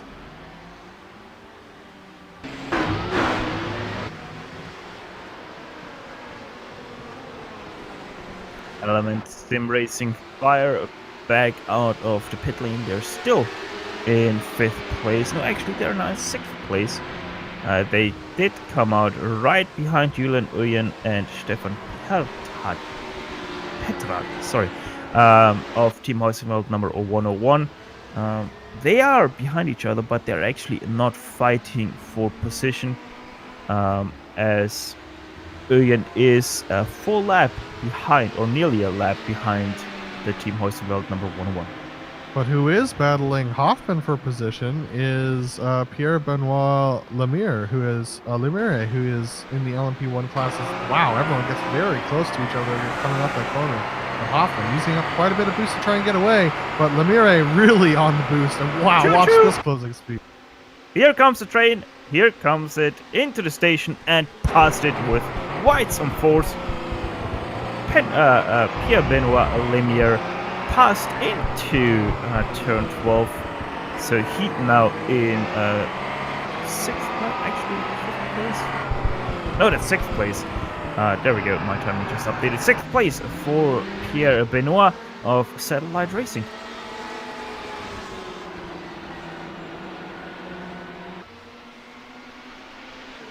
Another battle that has closed in. We were talking about it a little bit earlier. Stefan Overgaard of Kinetic Racing Speed versus Fischer Motorsport of Pascal Theis. That still is the battle for 8th place in the GT Pro class.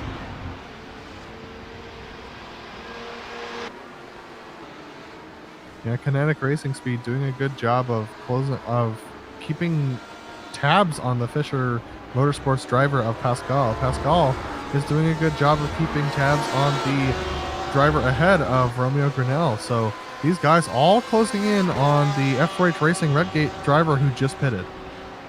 Yeah, 6 laps ago, Romeo Grinnell did pit for some new virtual racing fuel, as he's trying to get past Richard Bell of the Graphite Racing amateur team. Right now in 3rd place of the GT class. There now goes the BMW to the inside of the Audi. The Audi brakes a little bit earlier and lets Romeo Grinnell pass. Pascal Theis not able to be that fortunate, has to stay behind the Audi probably for the whole stadium section there. It looks like the Kinetic Racing Speed driver of Steph Overgaard behind all of these guys is really starting to push a little bit too hard. He's missed 2 braking zones recently, and he's really good through this middle sector here, through these middle sectors, but it's braking for the high-speed corners where he seems to be braking a little bit too late. He's losing a little bit of time to Pascal.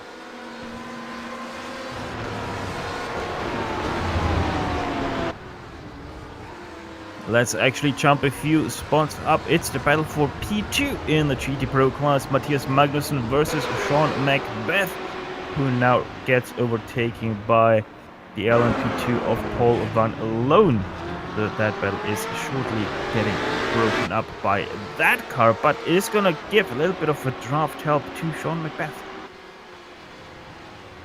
Yeah, it's not going to affect him that much, but he's doing a good job of closing his way up to the Kinetic Racing Velocity driver, Matthias Magnussen. Magnussen looks like he's just kind of on his own strategy right. Oh my goodness, that's going to hold up Magnussen significantly. Sean McGiff not in a position to take advantage of it though. Magnussen staying defensive on the inside. It looks like Sean McBeth not in a huge hurry to get by right now. That was Ronald Gross of the Real Pixel Motorsport 1 car. LMP2 that one was. They are sitting in 10th in class 21st overall. As the number 54 is in pit lane, that's PCDC Motorsports Xenon handing over the on-track lead to Leon Racing Team. And while we're taking a look at this, Pascal Theus is going on Romeo Grinnell for P7 in the GT Pro category. These two guys are coming up on the braking zone off of the straight, and wow, almost 4 wide there as they come into the braking zone. Pascal's got a good break there, but looks like Romeo's going to go for the over-under, but he's going to get blocked out by that LMP2 car. Uh-oh. Wait, Christian Rose is in a tough situation here. He waits to make the pass a little later, and now is just in a little bit of a jam here, nowhere to go.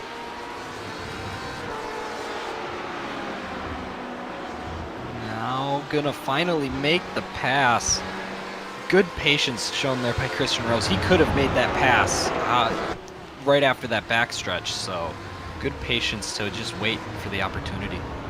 Now Richard Bell's going to get trapped in the same position, but Stefan Overgaard looking on these two as Pascal goes through. He knows that he's got pace on Pascal, but he couldn't close in and take advantage of that incident, so he's going to have to try and move away by Romeo himself.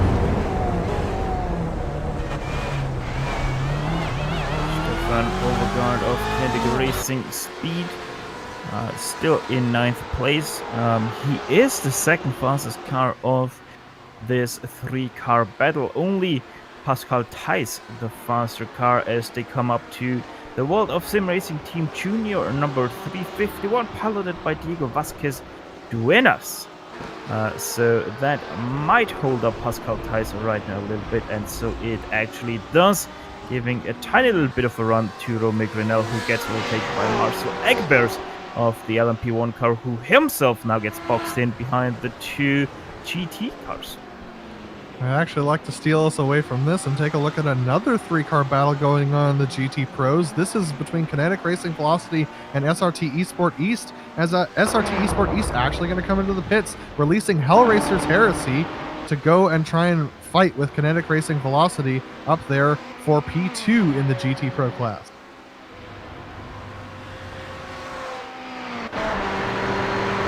That still is quite the tight battle. So is the battle for 8th place, but we're going to stick for the battle for 2nd place because it is just that higher up. We've got a situation here. The 101 car, the Team Heuskenveld LMP2 car, has a bunch of damage, and somewhere along the way we have missed a wreck. I'm going to go back and see if I can find something.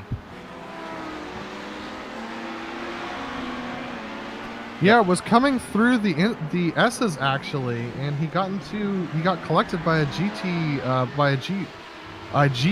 AM car, and that was about half a lap ago. Jan-Philipp Weed.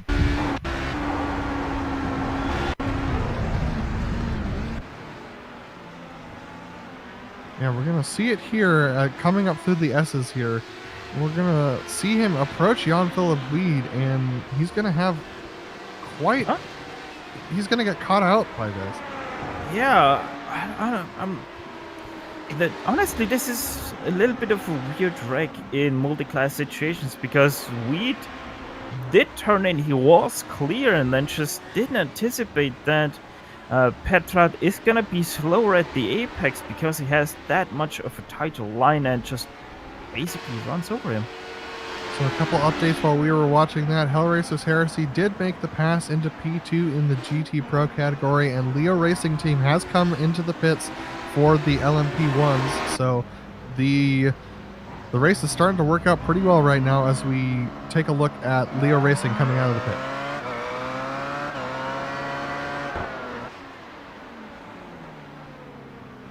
But the battle for P5 and LMP2. We've seen these two cars battle it out before, and they're back at it again.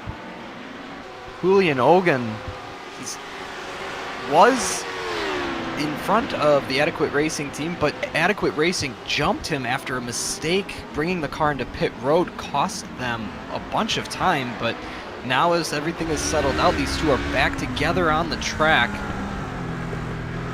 And we're almost getting into inside an hour to go, where it's gonna be go time.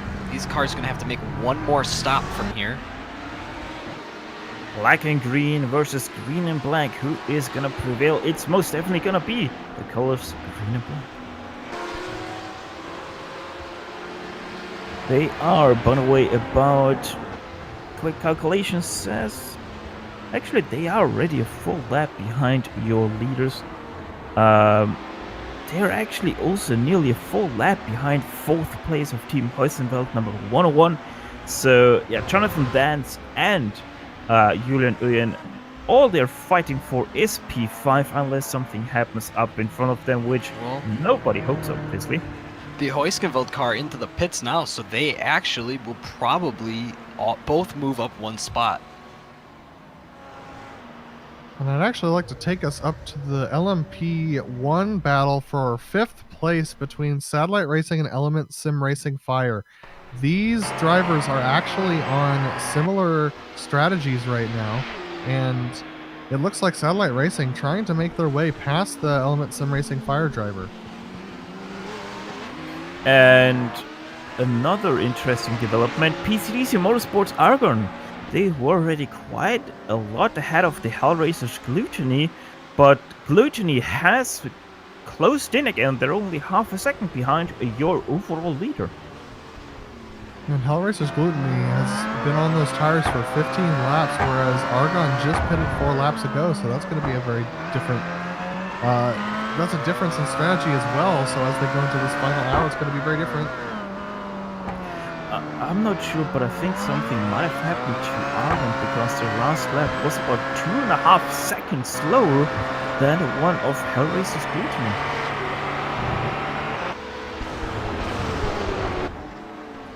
Not sure if that was just traffic or if that was assisted by some damage. Either way, or a spin. Hellraiser's Gluttony very much on the tail of the PCDC Motorsports Argon car.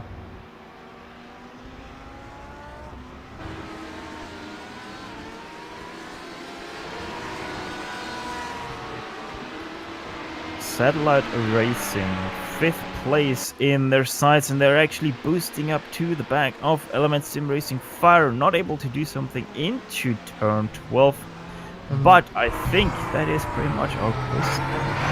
Steph, it looks like we're going to have a pass for the lead actually in the GT Pro category between MB Esports Racing and Hellraiser's Heresy. Hellraiser's Heresy getting a good run. He decides not to take the late dive and lets MB Esports stay ahead. So Nick Madsen doing really getting his money's worth out of that car today with really good defensive driving, doing exactly what he needs to just stay ahead of everyone who's challenging him. And even though they may not be in the battle for the lead, oh, here we go. Stellan Lindenberg got a good run, but wow, Madsen cuts him off.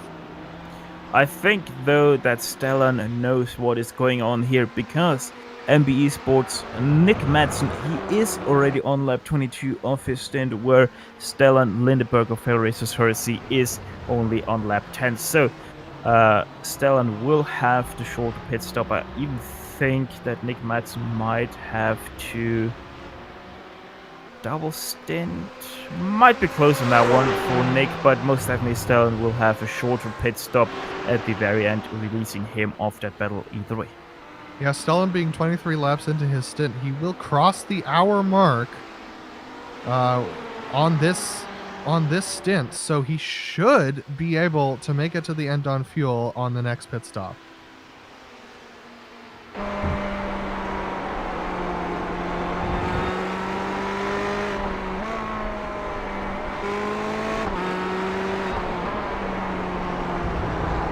So we are coming to almost the point where we're going to have an hour left in this race. That means there are a lot of LMP2 cars looking to make their final pit stops. So far, the Heuskenfeld car, the only car to come in, plus they've had some damage. Now, I did misspeak. I thought that the Adequate and the German sim racing teams were going to be able to jump Heuskenfeld, but Heuskenfeld has a large gap to these cars. So far, Team Heuskenfeld is going to sit in P4. Yeah, it's still about 54 seconds to Adequate Racing, who were able to overtake German Sim Racing LMP2 for that 5th place. Happened already, I think, about 2 laps ago.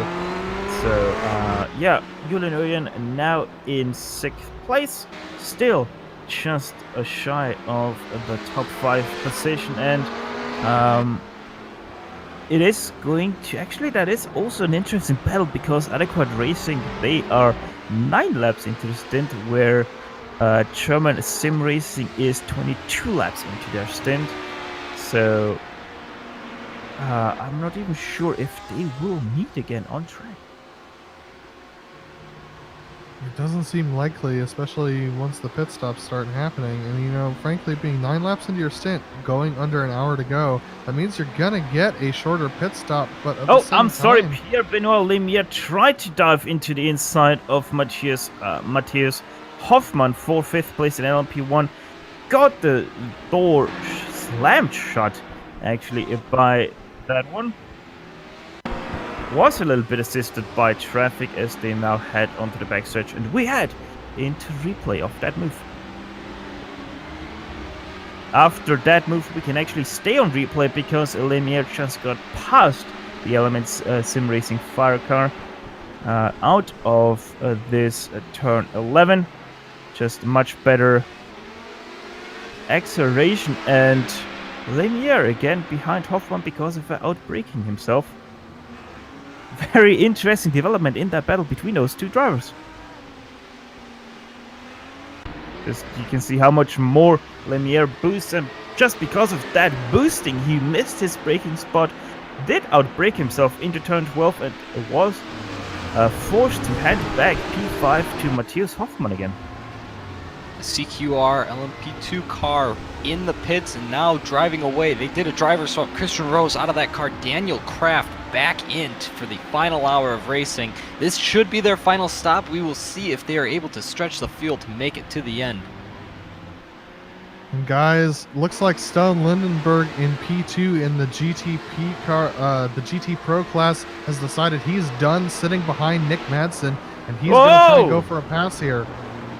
Oh my goodness, and he puts it in way too deep. Yeah, nearly loses the rear of his car. He just ran out of patience, and that starts to bite you around this track.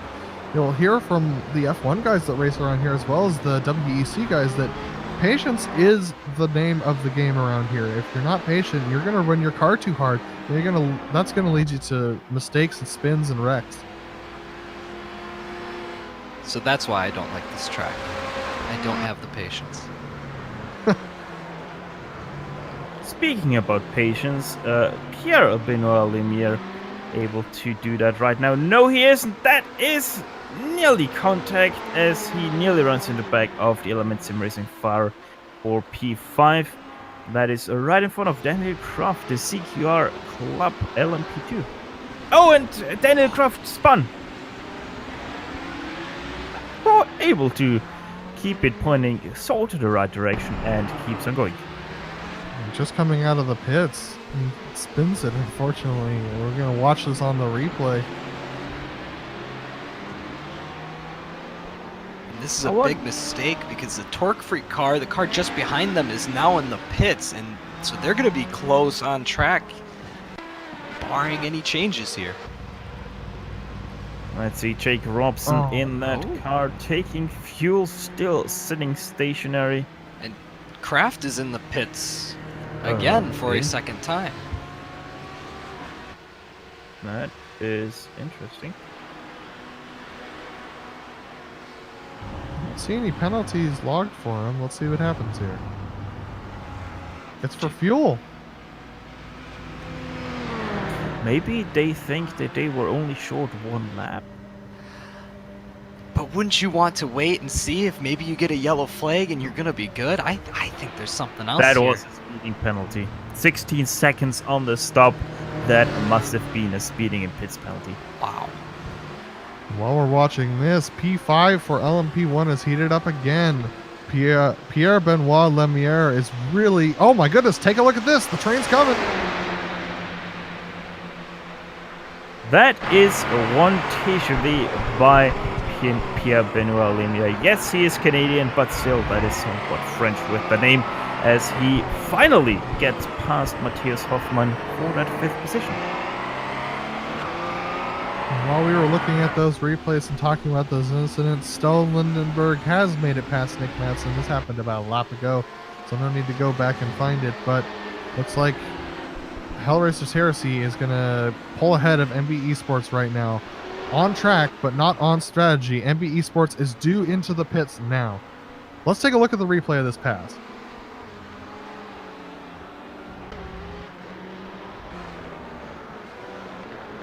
Release.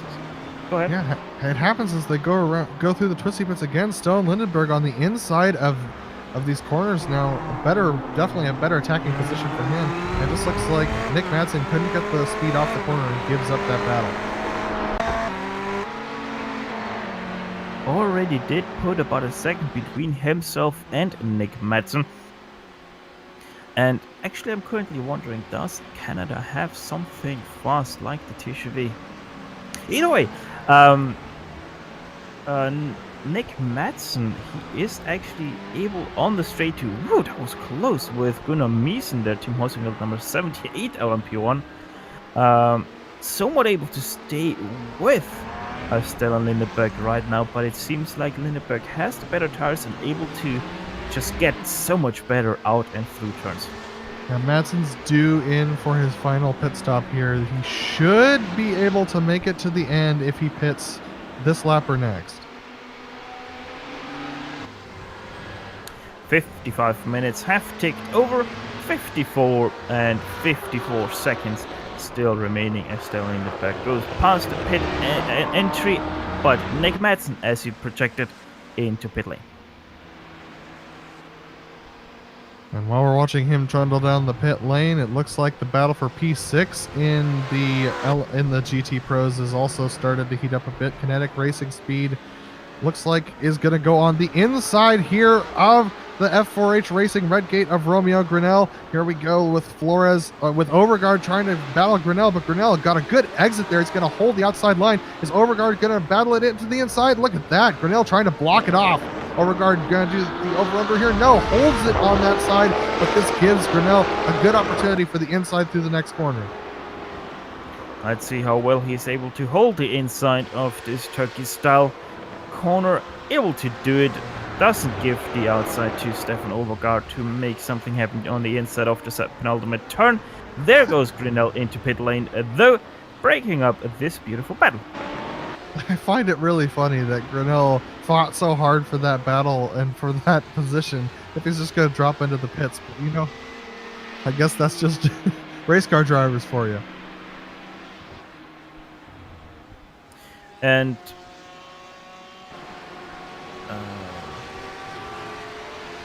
MB Esport. Oh wait, Hoffman is going on here, and still ahead. About Hoffman just got close again to Lemieux as the MB Esport Racing driver pits out again. This time, Thomas Jassen back into the car for the last 50 or so minutes.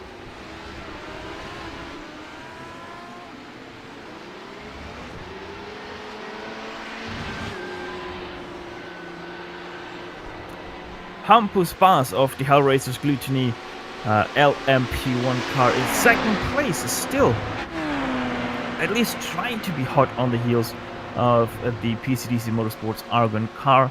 Argon right now 11 laps into the stint, but Hellraisers Gluttony 22 laps into their stint, so they are expected to come into the pit lane this or next 2 laps as they were very close to the back of Ronald Gross of the Real Pixel Motorsport number 1. LMP2 car. There we go, now 3 wide into this long, never-ending right turn.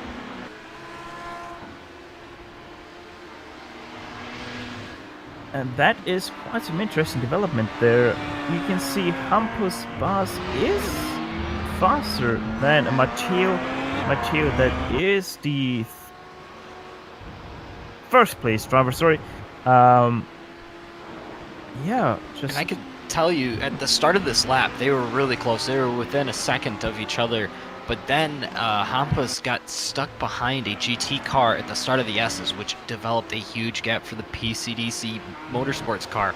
So that's one of these things here. You get a gap and you get one bad break with these LMP1 cars with how fast they are and how important it is to carry that speed through these S's, and that gap just expands. And guys, correct me if I'm wrong, but if Hellraiser's put in the pits this lap or next, they won't be able to make it on fuel? It's about 45 minutes, so yeah, Yes. no, they would be short about 3 laps. They gotta hope for is, like, if they can pit and then get a yellow flag almost right after that, that would be a huge break, and it would put Hellraisers probably to be the favorites to win this race. Correct me if I'm wrong, but if I remember correctly, it's 30 minutes where we don't get a yellow flag anymore. I'm not sure. Let me do some digging. Either way, Marcel T of the Team Heusfeld number 101 back out again, still in 4th place, right behind the CQR club car, who is... Let's actually see what they are on track. Club just went through the drop. hairpin onto the backstretch. Thank you very much.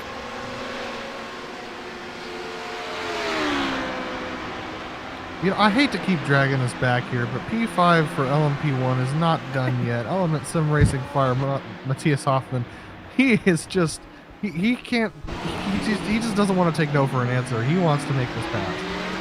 Yeah, both drivers still have to make one more pit stop. Both of them will be good.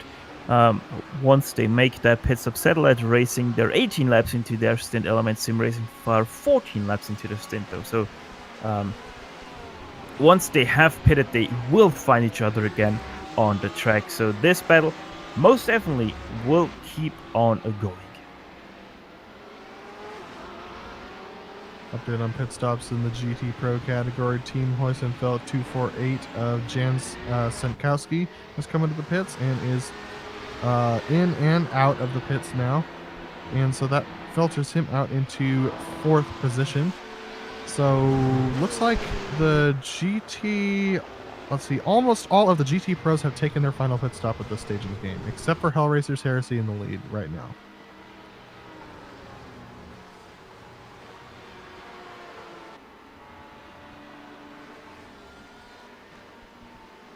Oh, our leaders in the LMP2 categories in Nomad Sim Racing HPD. And this will be interesting against the CQR Club car, who is actually way behind. Oh yeah, they had their stop and go penalty, I forgot. Torque Freak Racing Corkscrew, they're right now heading into turn 12, so Nomad Sim Racing, I guess they're gonna come out well ahead of anyone in their class. Yeah, they've done a great job this race, no mistakes, and they had the better strategy. They took that pit stop, and our only yellow flag, they decided to take the pit stop. The Torque Freak guys stayed out, which ended up kind of putting them on this off strategy. And yeah, Nomad running a great race today as they get out of the pits well ahead.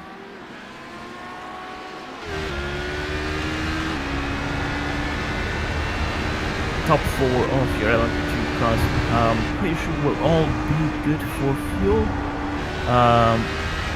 Jake Robson and Daniel Kraft both have now started their 5th lap on their new stint. Obviously, Team Heusenfeld 101, they just exited pit lane this lap, and so did Nomad Sim Racing HP. All right, guys. Interesting developments. Hellraiser's Gluttony is into the pits. This is 47:20 to go as they release. So he would have to save 2 minutes of fuel and hope that we don't get an extra lap around this circuit in order to make it to the end. And that's a little bit much of a gamble for my taste, guys. I would agree. That's really rough, and I know you can save fuel in those LMP1 cars, but boy, it's really tough to make up a lap or two here.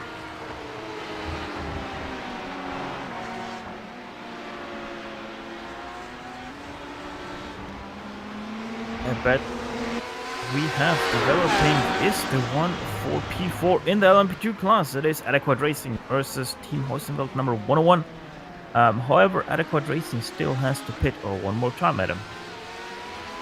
Yeah, definitely. So while they're going to be doing this battle, they're going to not want to get too held up by this. So they're going to be trying to get their way by. And Marcel has no need to hold him up at all because he's not really racing for on-track position. So I would expect this to go pretty cleanly with Adequate Racing as Jonathan Dance can get behind Hoisenfeld's Marcel time. It's just about setting up this pass. It's kind of looking like it's difficult. That Hoisenfeld car looks beat up, but pace-wise, the car seems fine. So we'll see maybe if the top speed is hurt here. We'll see if Dance can make a move going into this hard braking zone here. I wouldn't expect Marcel to defend, and he does not, so he lets Dance get to the inside and even backs off a little bit on the straight to let it by. And that just goes right to the point that you were talking about. There's no reason you're not exactly racing each other, especially when Jonathan has to bring that car into the pits one more time.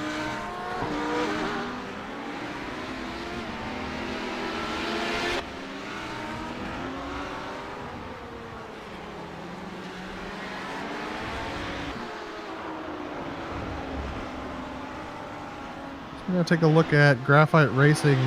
AM's Richard Bell in the lead right now. He's just going through some of the twisty bits onto the front stretch now. He's got a nice 25.5 second gap over Real Pixel Motorsports, Jan-Philipp Wied, and yeah, these Audis really showing their stuff around here. Their top speed is really unmatched around this track. Good nimbleness with the car as well. So Richard Bell doing a great job. This Graphite Racing team has really had a handle on this race since the top.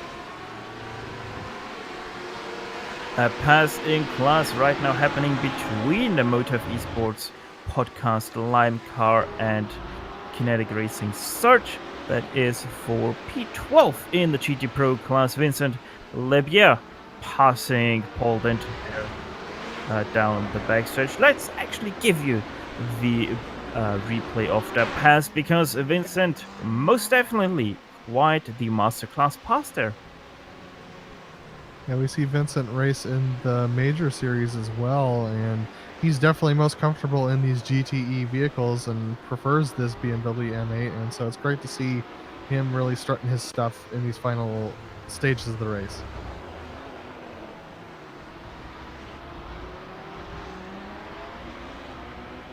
Back to the live pictures of the Kinetic Racing Search team. They are about 14, nearly 15 seconds behind the next car in class. So most definitely they don't will run into the next pass anytime soon.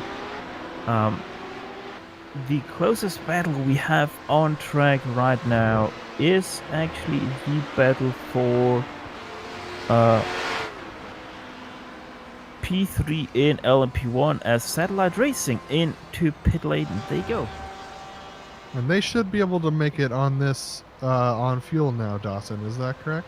Yep, I'm pretty sure they will be able to. And I actually don't think they'll even take tires for this final stop.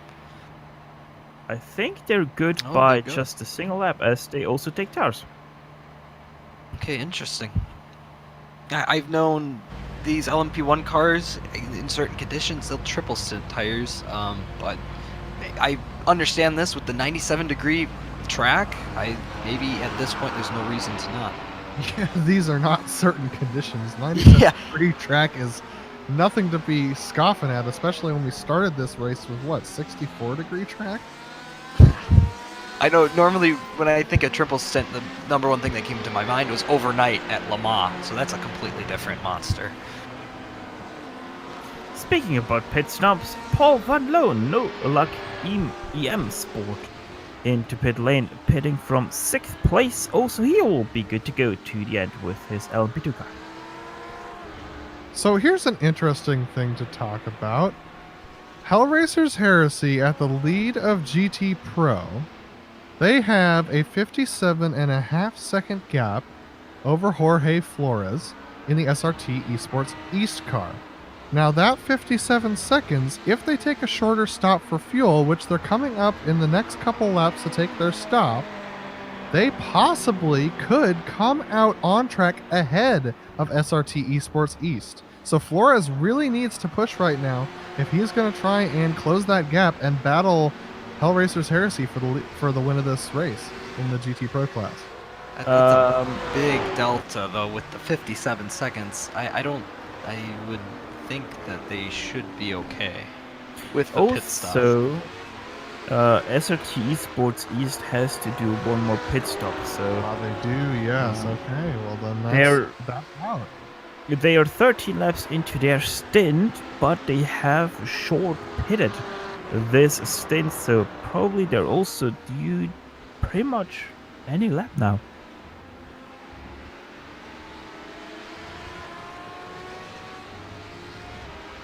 Or at least I think. Commentators pretty much always wrong.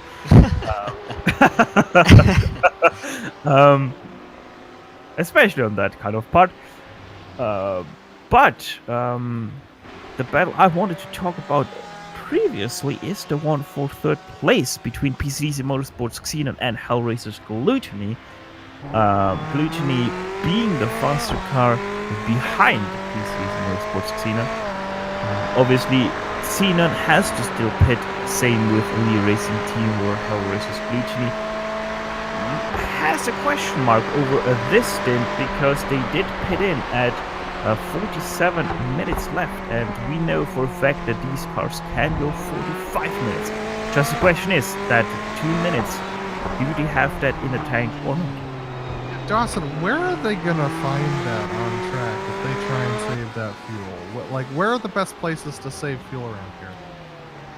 Hands down, it's in hard braking corners. It's where you can, get away with letting off the gas early and rolling into the corner rather than braking hard. You don't lose as much time, and the fuel that you're going to save is going to be greatest in those. Another place would probably be the S's, maybe finding places to coast there, and rather than downshifting in a couple corners, just keeping it up a gear and losing a little bit of time there.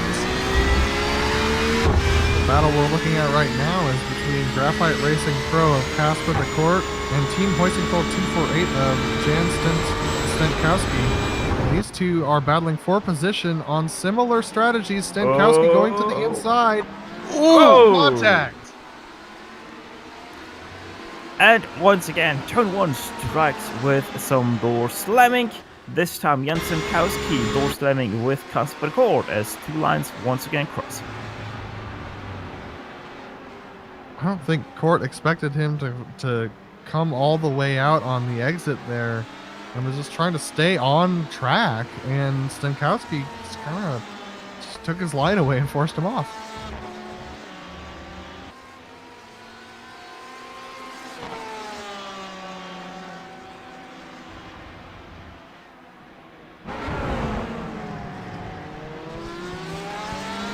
Let's actually have a look at the battle for P5 in the GT Pro category. That is between Matthias Magnussen of Kinetic Racing Velocity and the MB Esport Racing car of Thomas Jersen.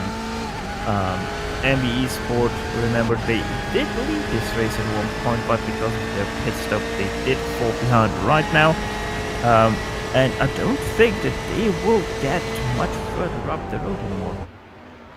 Well, they've already taken their final stop, and Hellraiser's Heresy still needs to take theirs, but they've got their massive lead. So, yeah, I think this is... Unless they can close the gap to Graphite Racing ahead of Casper DeCourt, this will be where they end up.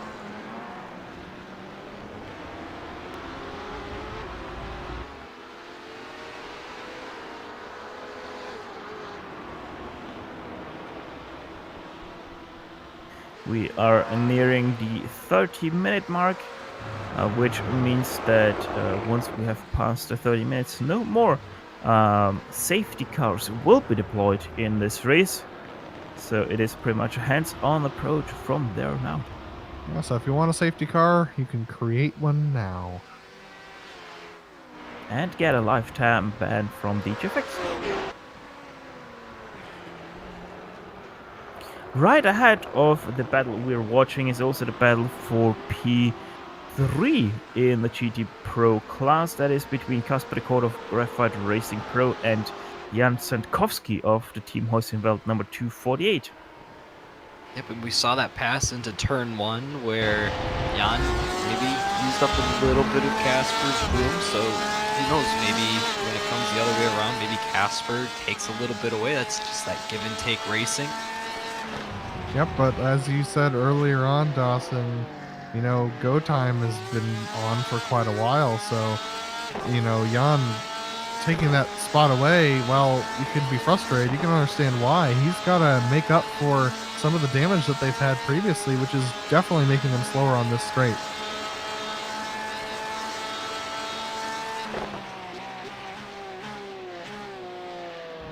And Matthias Magnussen closing in on the back of Thomas Jeresen. Let's actually see if, never mind, he backs off. Yeah, Matthias Magnussen doing a good job of closing in on the back of Thomas Harrison, and the MB Esports Racing BMW just is not liking these hot temperatures. It is sliding all over the place right now, and he's having a hard time holding that car down. You know what? I would actually say that Matthias Magnussen, he would have had the chance, the opportunity to go to the inside on the brakes and make it happen there. It would have been a late lunch, but it would have been on. But yeah, Matthias Magnussen, heart over mind, or mind over heart, that way, and decides to back out of it and wait for a better opportunity, which he might get out of this last turn. Look at how close he is. Look at the run he's getting. This might be the pass for him that he has been waiting for. Goes alongside here over the start line already. And he is passed well before the braking zone, actually also able to brake later out, braking himself, maybe, yes he does, but able to close the door for Thomas Jersen at the exit of the turn. Fun stuff with Matthias Magnussen, doing a great job making that pass. Those turn 1 passes, they see them all the time in the real life racing. It's awesome to see these drivers committing to those difficult passes here as well, especially with the limited visibility you have in the sim. You don't have peripheral vision, you're unable to turn your head unless you're racing in VR, of course. You're relying entirely on your spotter and your relative in order to make those passes work, in order to not make contact. It's awesome to see people dive it in there. Hellraiser's Heresy in from the lead of GT Pro. And this now is going to be interesting where they come out, especially compared to SRT Esport East, who is second place, but about a minute behind Hellraiser's Heresy. Yeah, and Hellraiser's Heresy won't have to take full fuel, and they don't, and they're out in... Wow, that is a short pit stop. 19.2 seconds for that pit stop, or 19.08 on the official timing. As Stellan Lindenberg already off the pit limiter, and away he goes. SRT Esports hoping for that 3 minute and 30 seconds to produce a caution. It's unlikely, but it's possible, and that's what they're going to be praying for right now. A bit of a fun battle that really isn't one is the one between Marcel Egbers and Gunnar Miesen. Egbers being a lap down on Gunnar Miesen, fighting back, having a little bit of fun with Gunnar. He is, it seems like, the faster car right now, probably behind because of damage they had to repair at one point in the race. Yeah, the German sim racing driver putting up his best fight to stay ahead of Gunnar Miesen. PCDC Motorsports Xenon is in as well. Oh! Densler. Oh! Gunnar Miesen with the slide, catching it, but sadly Jorge Flores in the way. Catching also a little bit of damage there on that one, and we saw it right over the rear wing of Marcel Ekbers, but once again on the cockpit camera of Gunnar Miesen. Great catch, but sadly Jorge Flores getting a little bit of damage there on his nose. I'm happy to report that overall this has been a really clean race. Ever since about 5 hours into the race, 5 hours of time left in the race, we haven't had any significant incident penalties. It's all been incident limit breaches. Then those can cost your team quite a bit. So teams that have been able to watch that have been doing a good job. But really, it's been a really clean race and nothing that could really lead to a safety car. So those teams that are banking on one, it's not trending that direction. And I know if you would have asked most of these drivers before the race, they would have told you this would have been a caution fest, that this was going to be a mess because just the nature of the track. So really kudos to all the drivers doing a great job and the league admins making sure that this stays a clean race.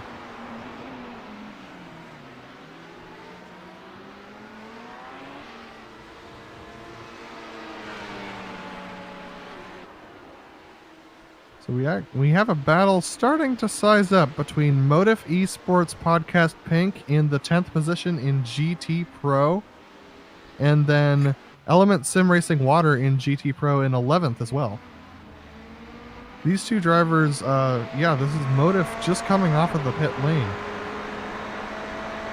Now, because we have so much hatred in this commentary booth for this track, let's actually spread some love, because Harrison right now trying to overtake the Motif car there for 10th place. Harrison Bingham trying to defend that one. Ludwig Gamma trying to overtake, and that's a pass and a half. I give some love to Ludwig Gemmer for a good, staunch passing opportunity there. He's going to go a little deep there, but he's still going to be able to hold the position. But you were talking about spreading some love around, Steph. Where are you going with this? I actually like this track. It offers great opportunities to pass, has some challenging bits that I always like. I'm actually in favor of racing a few times around Virginia North track. But yeah, no, this track offers a great varieties of challenge. You have to set up your car perfectly, otherwise it's not going to function whatsoever. And Ludwig Gamma now once again under pressure from Bingham up into turn 1, not able to do it. Yes, it has its flaws, like turn 1, that's one.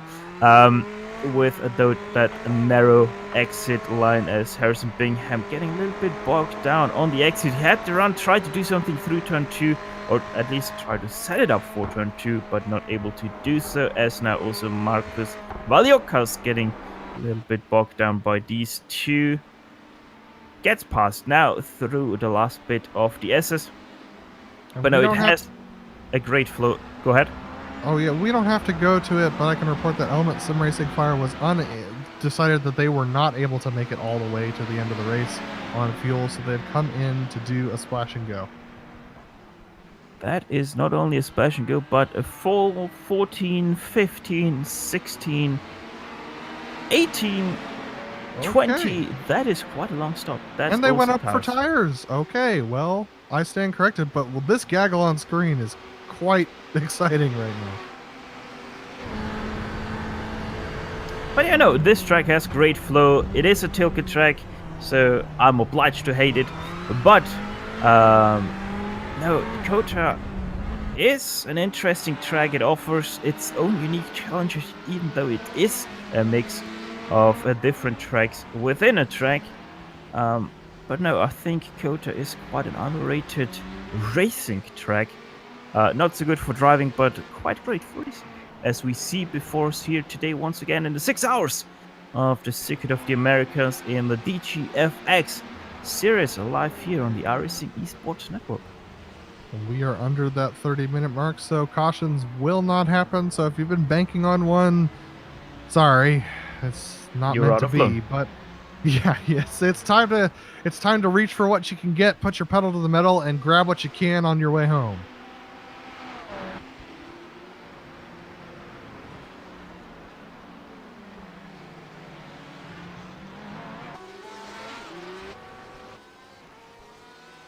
speaking about have what you got and just pedal to the metal, that's exactly what PCDC Motorsports Argon has been doing since about 1.5 hours left in the race. PCDC Motorsports Argon, Gianluca Matteo right now in that car, 27 seconds ahead of Hellraiser's Colucini. Have pitted just 1 lap ago. And yeah, comfortably leading this one. Comfortably leading the P2 battle under quotations. There is Hellraiser's Colucini, 9 seconds, 8.8 seconds between them and Leo Racing Team, but still the question mark over Hellraiser's Colucini if they can make this race on that one stint they already had 11 laps ago or not. If they can't, then Leo Racing, 9 seconds. That's pretty much a guaranteed second place for them if Hellraiser's Colucini have to make one more stop. Yeah, and Steph, starting with a penalty that put them at the back very early, that's going to be an impressive run for them.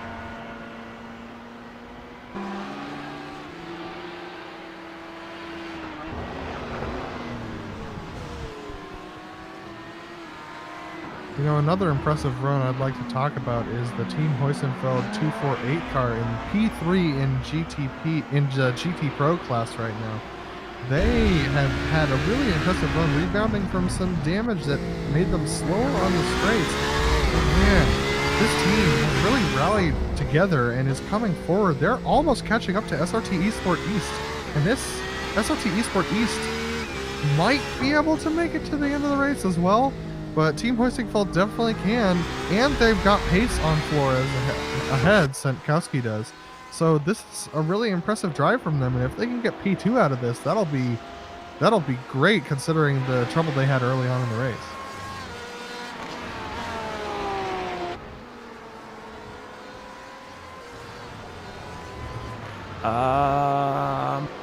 Quick calculation in my head says that SRT Esports East can't make it on this stint. They have to do a splash and dash for 4 or 5 minutes, something like that, if I got my stint calculations sort of right.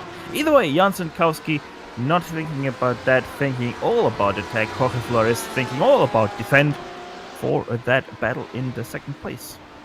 Yeah, and Jan has really closed it up. It's been a second and a half just last lap alone. He's got a really good opportunity to make these passes.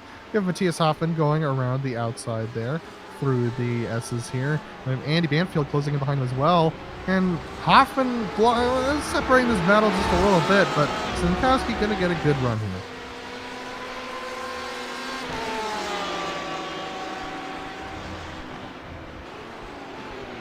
Right now getting split up by Pierre-Benoit Lemieux, who also got a little bit inside. Jorge Flores giving a good run for Senkowski. Not good enough it seems though, as the BMW of Jorge Flores stays ahead for this straight.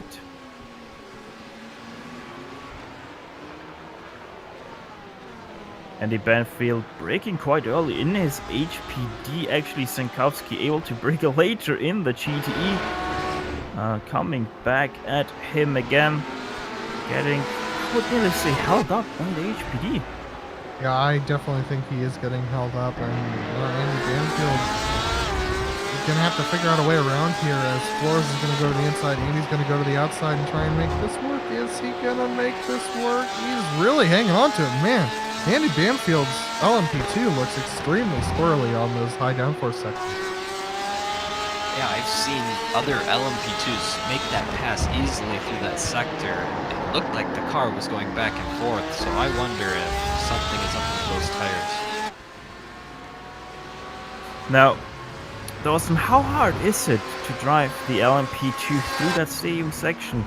Obviously, high downforce that isn't really there in those slow turns, plus not a lot of weight either to press down while accelerating there. How does it feel? How does it drive through that one? Yeah, it's the stadium section is very difficult because at least through the S's, I mean, all of the turn from this car comes from the downforce. You rely on the downforce to basically get you everywhere. So when you get to those lower speed corners, turn one, I really struggled with turn one personally. The back end just likes to step out. It's a very fine thing. We actually went between two different setups, and we found that one chassis was a little bit stiffer, and we thought that was working better for us, so we just stuck with it. So yeah, no, it's very difficult to get this car in the slow speed corners. It much more prefers the high speed. Look at this though, Jan Sentowski this close. He wasn't earlier before. Can he do it now? This Porsche has the top speed over the BMW, but is it enough? They pretty much match out because of some little damage that Sentowski has on his car, and isn't able to overtake the BMW into turn 12. However, Adam, another battle that is heating up is the LMP1 P5 battle. Yeah, Element Sim Racing Fire, after having to take that pit stop for the extra fuel and tires, is being caught by Satellite Racing for P5 in the LMP1s. And man, Pierre-Benoit Lemire is really on a charge right now.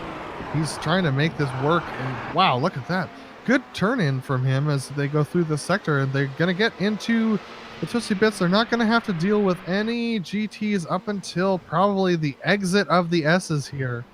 So as we take a look at Hoffman trying to hold off Lemire, Dawson, how hard is it at this stage in the game with the track temp as high as it is, 100 degrees? How hard is it to hold off a car like this? is actually trying to take the inside of Hoffman. Actually is able to do it.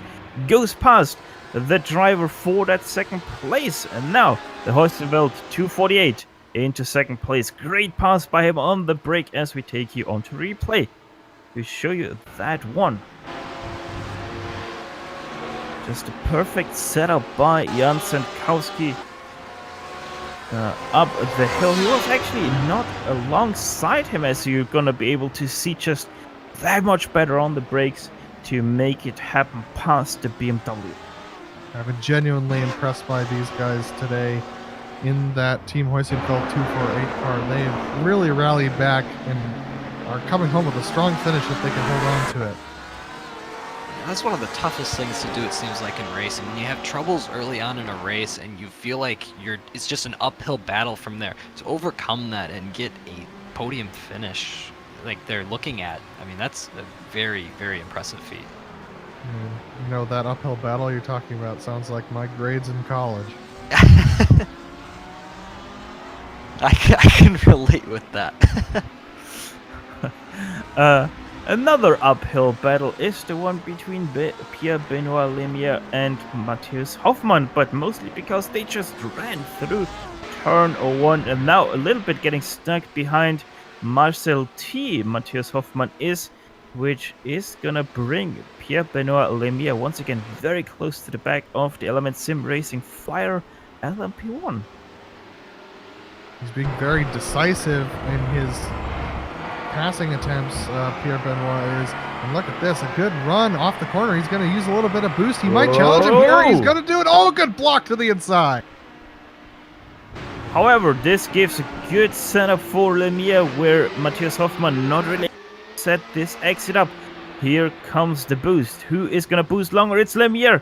Look at that. Choo-choo. The train is taking no passengers on here today as Lemire goes past, is able to stop in time for Apex. Yes, he is. It's up to Hoffman to stay on his bumper because he knows the... Oh my goodness, he's going to go back right now! That is an LMP1 battle at its best. Hoffmann knows he can boost better out of the turn 12, does exactly that, and boosts past Lemire once again. I was going to say that Lemire should have held on to, that Hoffman should have held on to Lemire until they got back to the front stretch because he knew that Lemire used more boost, but he just decided to use the extra boost right at that moment and caught him off guard. Now he's got a gap again. For the 181st time they crossed the start-finish line to start lap 182, but 17 minutes left in this race. The 6 hours of the Circuit of the Americas, live from virtual Austin, Texas.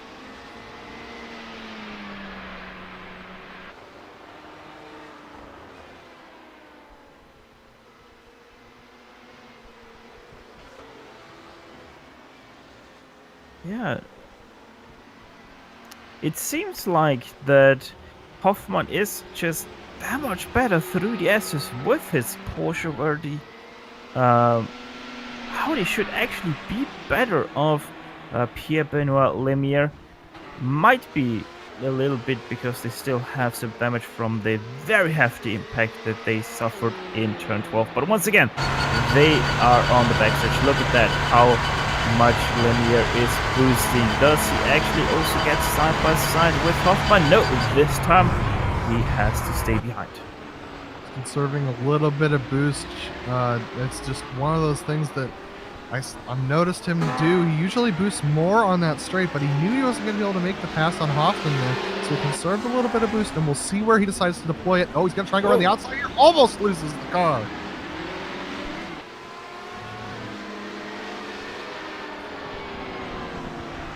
Does he get stuck behind the LMP2? No, he doesn't really. Also gets past the auto well before the second last turn.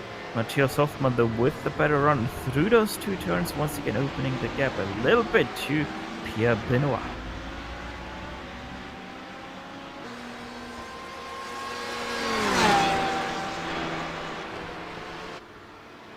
And we have a battle for P2 in the GTM class between Christopher Shorter and Robert Jean de Jong here.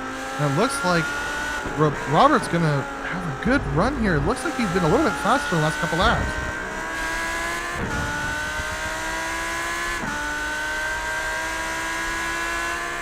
And Christopher doing a good job of getting a good pace onto that last corner there.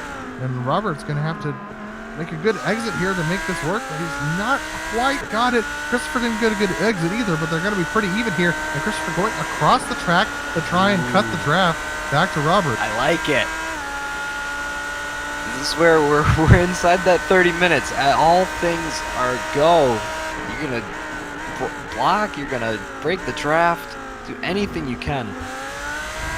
Especially for P2, after 6 hours of racing, this battle for P2 comes down to just 0.4 of a second right now. It looks like Robert's got a better car as they go through the twistier sections here on the second half of the track. And Robert doing a good job sticking right in behind him. He's got a little bit better of a exit speed, but it looks like Christopher can get to the apex of the corner a little bit faster. So as they're going through this long corner, you can see where Robert has the edge. As, wow, take a look at Hugo Cody going by. And here comes the battle for P5 in the LMP1s. Right behind them, that is Matthias Hoffmann and Pierre-Benoit Lemire. Shouldn't be a problem as they meet each other on the front stretch. There goes Lemire past, unhindered by both R8s. All right, Dawson, if you're Robert, where do you try and size up a pass? Do you try and do it on one of the long straights, or do you try to surprise him into a tight braking zone? I think sort of both. I think my favorite spot, if I'm really going to pick one, it's going to be that back stretch where you can get that long run, get a good run out of that corner, take that turn wide, get a good run down to it. And even if you get side by side and you don't finish the pass, maybe you can be on that right side and set them up for that next short corner and set up a pass from there.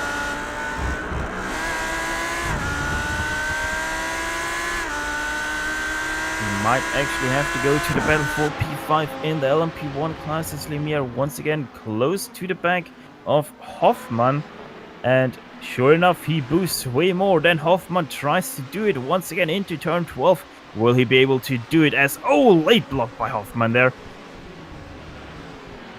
And if that's what it takes to win, Hoffman's going to do that every single time. He's going to have no qualms about putting his car where he needs to in order to make sure that he gets this position and holds it down. He has to be careful though, because blocking is illegal in the DGFX series, meaning that he might be penalized with a stop and go penalty for blocking.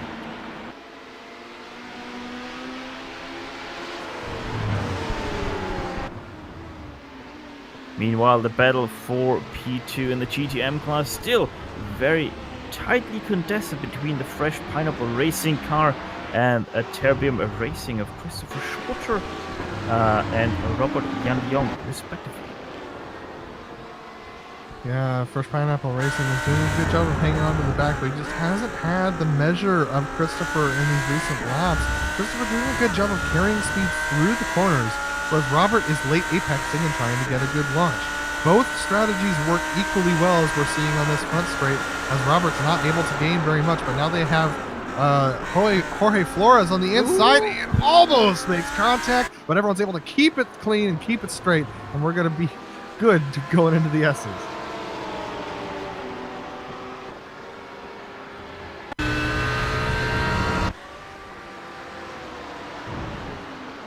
Taking a look again, Flores just with a head of steam out of the pits.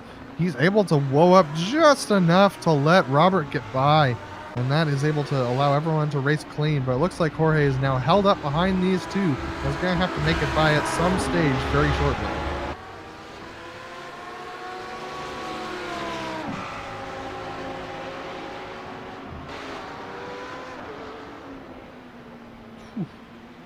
And that's Jorge getting very close to the back of Robert Dion. Andre Quintana is also getting caught up behind them as well. So Jorge is going to go around. Quintana's going to go around. It's going to be the usual 3 wide down the backstretch here at Coda. And that's going to allow Jorge to get a tow. But man, these Audis are fast down the straights. Let's see whether Jorge gets in the middle of this battle, and he's going to.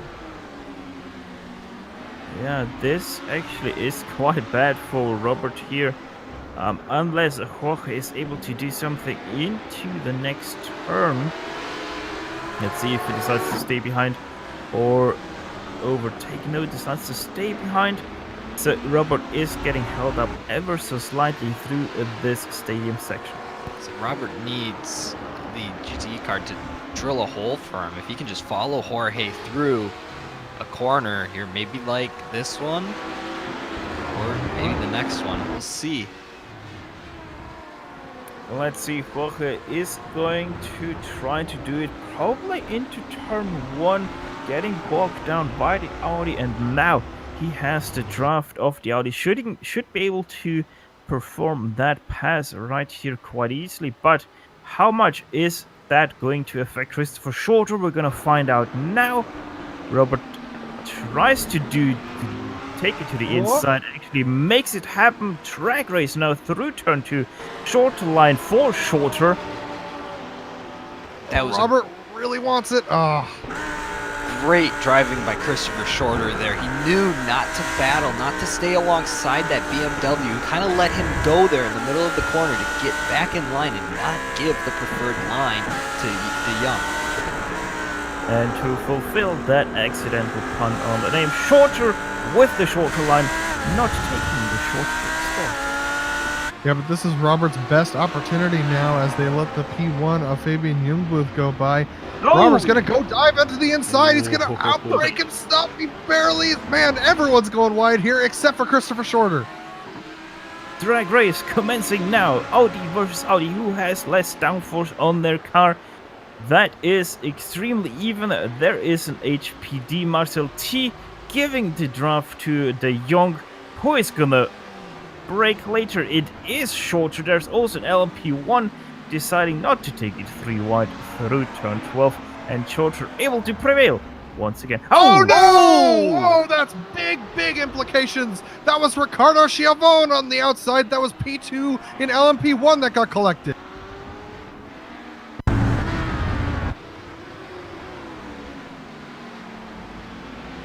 That's the Leo Racing LMP1 who had the penalty at the beginning of the race, coming from the back of the pack to P2 and just gets collected innocently in this accident. I wonder if that was a little bit of frustration there by De Jong. I think De Jong did not expect him to check up. I think Shorter just checked up because he thought the LMP1 car was going to cross down on him. Unfortunately, that's pretty much a open and shut penalty right there for Young. Oh, and Schiavone has to pit. And I feel bad because I feel like there isn't a whole blame there. I mean, that's tough. If he doesn't check out there, does he then hit that LMP1 car? So Leo Racing's Schiavone has come into the pits. That relinquishes second place in LMP1 to And Hell third Racers place. Gluttony, and third place to PCDC Xenon after such a good recovery drive from Leo Racing Team, getting collected in an accident that was not of their making.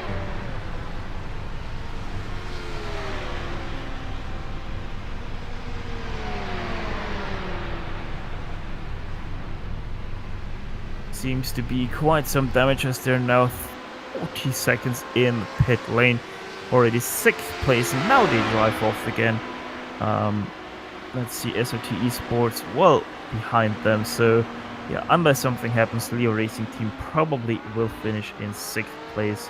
As 5th place in class Satellite Racing, they are also about 15 seconds ahead of them. And that battle between Satellite Racing and Element Sim Racing Fire becomes our closest battle on track now that the GTM battle is finished, and that is between, obviously, Lemire and Hoffman. We've been talking about it for the last half hour, and they're still going at it. Lemire, good run off the corner. He's going to go for a pass this time. Looks like Hoffman's not going to block it off this time. By the way, I don't know if we did cover it, but Magnus Wellström, he had to pit in once again for fuel. So yes, indeed, they were short by about 5 seconds worth of fuel.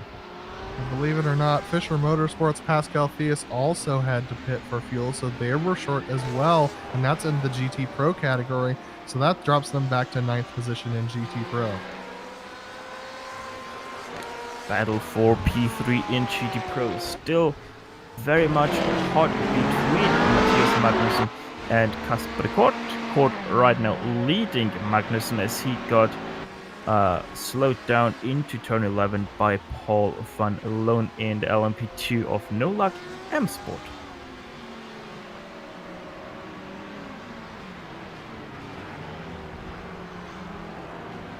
Interesting to see as we get into these final stages just how many risks drivers are willing to make. We've seen some incidents come forth from those risks. Just unfortunate incidents for a lot of folks. I don't think that was anybody's fault in that last one. It was just one of those moments where one driver was expecting one thing, one driver was expecting something else, and you know, like Dawson said, they just came together. And looking at it, it looks like the stewards are going to look at the incident after the race. So no penalties will be handed out now. It'll be a post-race time penalty, if anything. So that'll be interesting to see. Yeah, I'm sure that doesn't make the Leo Racing Team feel much better after what happened to them, but at the same time, that's what you can do as a steward. That's all you can give in racing sometimes. So as we're watching this battle between the Kinetic Racing Velocity driver Matthias Magnussen and Graphite Racing Pro Casper de Kort as they go through the S's.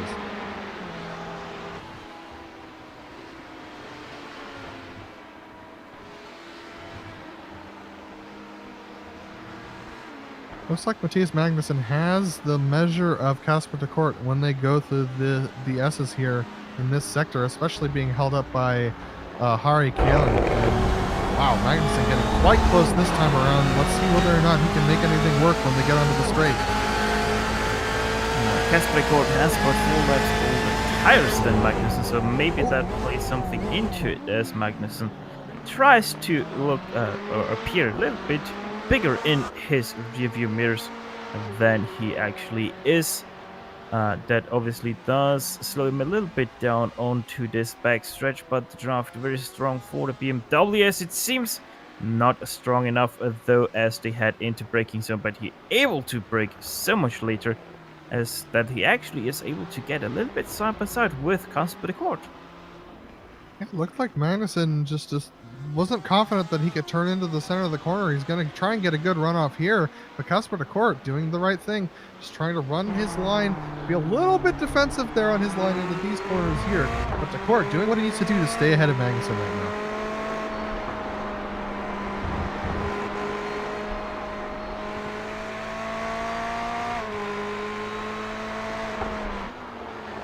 Well, it looks like Magnussen might have a good opportunity as they get onto the front stretch if he can get a good exit. Let's see what de Kort does here. Magnussen staying in line, puts the power down. Looks like DeCourt gets a little bit loose. Magnussen a little bit loose as well. Magnussen's got a run. DeCourt's looking to the inside, hinting over. Looks like he's going to try and block it off. But Magnussen's going to lunge it, looks like. Here he goes. Here he goes indeed. Kasper DeCourt a little bit wide on the apex, not able to turn in. But Magnussen worse on the acceleration, and Kasper DeCourt once again prevails.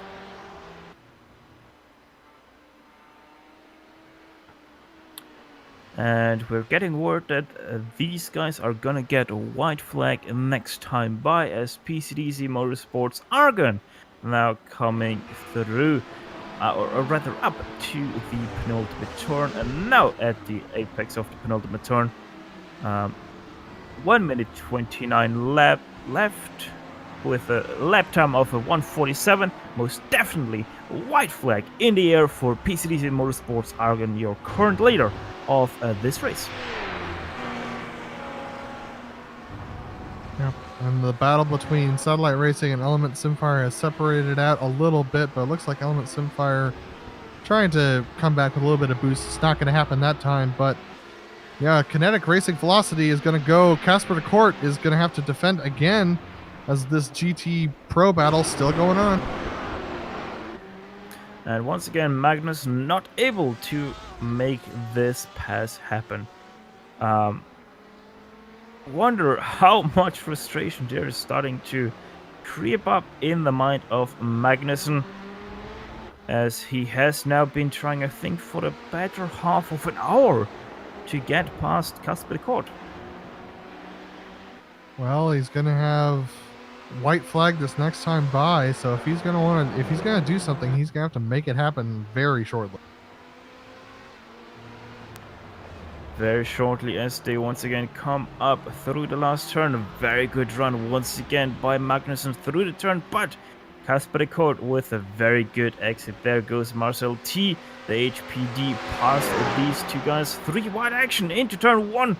How is that gonna happen? Magnussen on the outside tries to do the over-under. Actually gets very good acceleration this time, though. He's got to slot in faster than that and try and get right in behind DeCourt, but he can't do it, so he's going to have to hold it off through the S's, and that's going to allow for the leader to come across the line. Luca Matteo, though. PCDC Motorsports Argon is going to take the victory here at the DGFX 6 hours at the Circuit of the Americas. Give it up for your overall winners in the LMP1 class. Hell Racers Hersey, the GT Pro leaders, only 2 more corners to go for them, and they have also won this race in their class. Stellan Lindeberg gonna take the car over the line, which is pretty much a pristine car all around for them. Once again, a very great performance by the Hell Racers.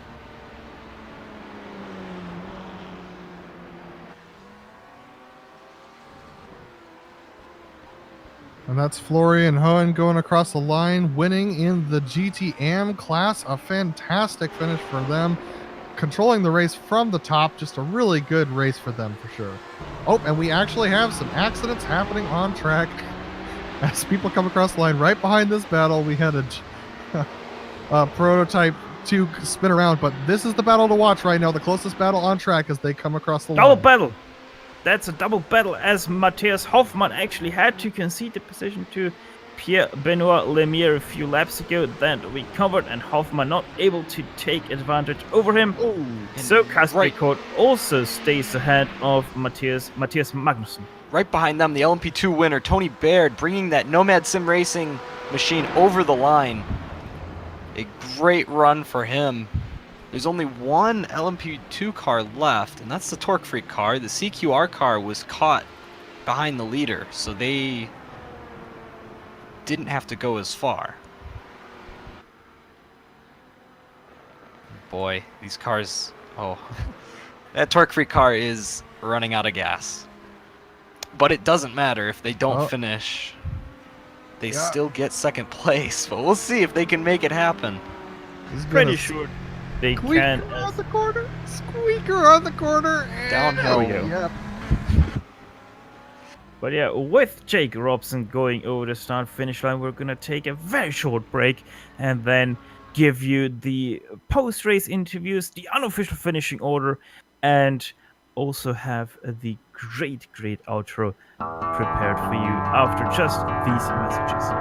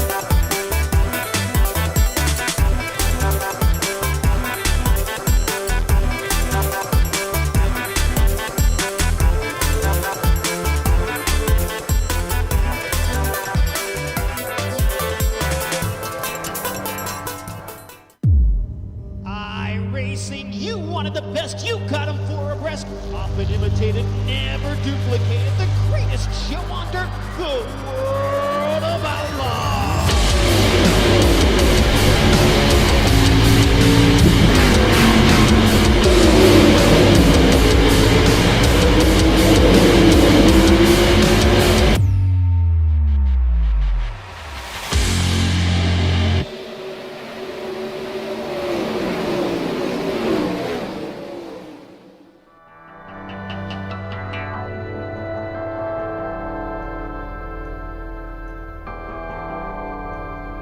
Welcome back, one and all, to the DGFX 6 hours at the Circuit of the Americas. We have seen 6 hours of racing, 3 hours covered by the first team. The second part of this race covered by us, Stefan Schlacher, Adam Lindgren, and Dawson Brock right now talking to you. First thing on the list for us, that is the unofficial finishing order. PCDC Motorsports Argon, your overall winner after 6 hours and 29 seconds, finishing the race right ahead of Hellraiser's Gluttony, 54 seconds behind. PCDC Motorsports Xenon, 2 PCDC Motorsports cars in the top 3. Satellite Racing 4th place, Element Sim Racing Fire 5th. Lee Racing Team, a very unfortunate late race incident, boots them out of 2nd place all the way down to only 6th place after a very great recovery drive after a very early penalty that pretty much threw them to that last one lap down. SOT Esports LMP Green 7th place, 1 lap down. Team Heusenfeld 78th.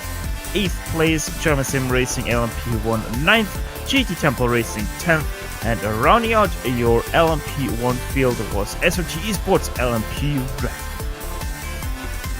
Winning in LMP2 was the Nomad Sim Racing HPD. They had the stuff and they won big today. A huge race for them.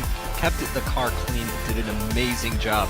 Second on the podium, your Torque Freak Racing Corkscrew LMP2 car with a great run. The only car to finish overall 12 laps down, so they ended up running out of fuel at the end. Then we have the CQR car finishing in the third and final podium spot. Then we go to Team Heuskenfeld, who had pace all day but caught up in a couple of wrecks. Adequate Racing gonna finish fifth. German Sim Racing sixth. Team Viking, we didn't talk much about them. They finished in seventh. No Luck EM Sport eighth. World of Sim Racing ninth. Real Pixel 10th, and rounding out V Apex Racing Group Blue. In the GT Pro category, we have Hellraiser's Heresy coming home with the win today. That is going to be Stone Lindenberg who brought it across the line. Team Heusingfeld 248 after the early incident. A good recovery drive for them, coming home in second position. Then we have Graphite Racing Pro with Casper de Court coming home in the third position, holding off a hard-charging Matthias Magnussen in Kinetic Racing Velocity for P4. Then we have P5, it's SRT Esport East that had to take an extra pit stop before the end of the race, along with MB Esport Racing. Thomas Harrison who comes home in the P6. Then we have F4H Racing Redgate, P7. Kinetic Racing Speed comes home in P8. Fisher Motorsport, after they also had to take an extra pit stop for fuel and a little bit of tires, they come home in P9 today. Element Sim Racing Water comes home P10, with Motive Esports Podcast Pink in 11th place. Kinetic Racing Surge 12th. 13th is going to go to Motive Esports Podcast Lime, and then Speed Tech Sim Sport 239 finishing out in 14th position. TSB Racing, your winner in the GTM class, pretty much uncontested for nearly all of the race, finishing at the very end 1 lap ahead of second place Fresh Pineapple Racing, because the leader was actually between them, but there was pretty much 20 seconds at the very end between TSB Racing and Fresh Pineapple Racing. Graphite Racing M, third place to them. Terbium Racing, they were very long in second place, had also to do a little bit of a short pit stop to make it to the end. Real Pixel Motorsports 3, they finished in 5th place. Isagi Racing 6th, Wall of Sim Racing Team Junior 7th, and Team Vikings Midgard finishing out your teams that have finished 44th overall to them. Now, DNFs, not too many, only 10 of them, led by Chunky Pineapple Racing, Tech Sense, Fitzy Motorsports, Talk Freak Racing, Megas, Energy Racing, Audi, SKS Tribute, leading the race very long, fighting for the race lead very long with a very unfortunate incident there. The race was cut short by 98 laps at the very end. Talk Freak Racing Sunset 50th, Speed Tech SimSport number 339 51st, Funky Pineapple Racing 52nd, Fach Out Tech Sim Racing the 1101, 139 laps at the very end behind everyone. They're also the last car to take the green flag. Hex Racing Team Purple and S-Rock Racing didn't take the green flag here today. Not taking the green flag and taking the checkered flag though, Adrian Revsness. After 6 hours of racing, how do you feel? I feel amazing. That was incredible. Our second time doing a DGFX race with me and my teammate, and our second win. So I couldn't be happier. Now, if you can still recall about 6 hours ago, how is the first class interaction, especially with the GTMs? Were you nervous coming up to them, or did you know you have everything under control with them? It's not always that easy. The pace difference is quite different. So, in some cases, you just sort of go for it and hope for the best. But having had some practice during the week, knowing when to overtake, when not to overtake, I felt confident that we would manage all the traffic. Speaking about traffic, I think you were also involved in the 3 car crash with SKS Tribute, an LMP2, and yourself, or might have been your sister car. Either way, very lucky to come out on top of that one still, and at the very end, 54 seconds, very unchallenged in that last stint. Were you already in a resignation mode by then? Well, we had a pretty rough start. 11 minutes into the race, we had an accident with another car, so we flipped around and had 1 minute and 40 seconds of repairs. So that put us back 1 lap behind the leaders. Then, luckily, we got the safety car halfway through the race. That put us back on the lead lap, and I felt we were able to keep up with the quicker guys. Even though we qualified in P5 before the race, we didn't really feel like we had the pace this time around. So we're just extremely happy to get the result today, and yeah, I couldn't be more proud of our own effort and the effort of our sister car, which also got a podium finish today. So extremely proud and happy for the team. Yeah, exactly. You said it. Double result for PCDC Motorsports, not only first but also third place. A double the reason to celebrate this win. Yeah, absolutely. It's a great result for us. Well, Adrian, thank you very much for talking to us. And yeah, have fun celebrating this win. Thank you. That was your winner of the LMP1 class. Next up, it's Jake Robson and Ryan Walker talking to Dawson Brock. Yep, we have our P2 second place finishers. Jake, Ryan, you guys did a great job today bringing that car home. You brought it all the way from the back of the field up to the front. What was the strategy today? Saving a lot of fuel, I think, is the how it went. I've just spent about 2 hours saving fuel. So, yeah, not the most enjoyable of drives, but at the same time, it was fun to kind of manage it and just keep the gaps where it was while still doing some decent times, I thought. So, yeah, it was fun.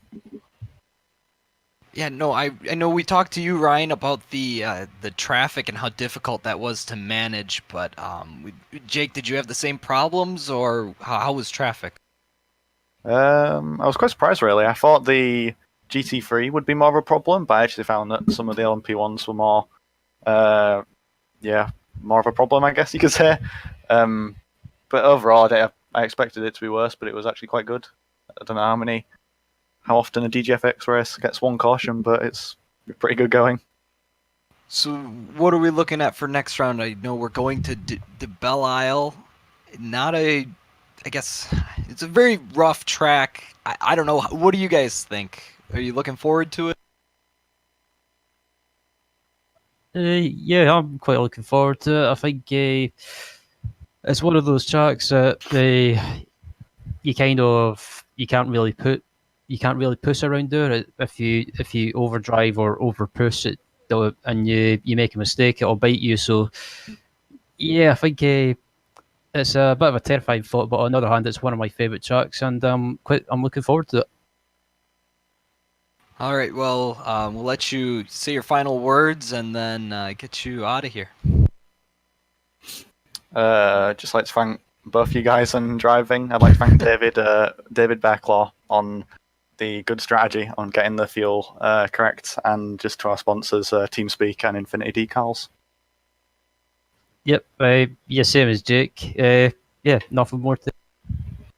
All right, well, thanks, guys, for stopping in. That is your P2 position finishers in LMP2. Yep, and next up we're going to talk to P2 in the GT Pro category. This is going to be with Jan Stankowski. Jan, fantastic finish today, especially after some trouble early on. How'd you guys climb back? Well, fighting, I would say.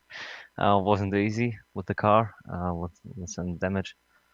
So yeah, we're looking into another strategy to pit early, then in the end to get fresh tires and try to hold them until the end. Maybe looking for caution after that early pit stop.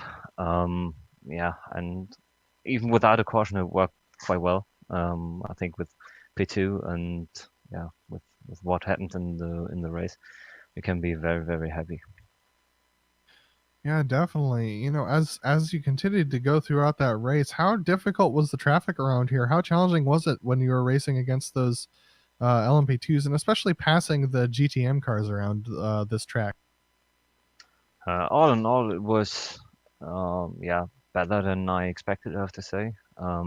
Everyone behaved most of the times. A few times were close calls. Some people were diving pretty late into some corners where, yeah, for example, we with the GTE car were not really slower than an LMP1 or LMP2 car. So yeah, that was sometimes a bit close, too close for comfort. So yeah, but in the end, it worked out. Yeah, I think sometimes a bit more caution from the LMPs would be nice, because when you're going into a corner looking for the apex and then have to release the brakes, throttle whatever you were on, and open the steering, it might happen that you also collect them. So yeah, that would be nice. But overall, it was very good, and I think better than in Watson's Glen last time. Definitely. Well, fantastic finish today, Jan, and congrats to your whole team on completing these 6 hours and coming home in second. Great work today. Thank you, and congratulations to the other winners. All right, that was Jan Stankowski, P2 in the GT Pro category. And now we have Richard Bell. Yeah, Richard Bell, third place in GTM class. Now, not the most eventful race, I would say. However, still a very successful one. Oh, I mean, from the cockpit, it felt really eventful. At least from where I was sitting, the yellow caused like everyone's strategies changed. We weren't sure exactly how things were going to shake out until the last half an hour, maybe. There was that big spin that happened, and we grabbed a place from that. Yeah, it from where I was sitting, it was a really exciting race. Exhausting, but very exciting.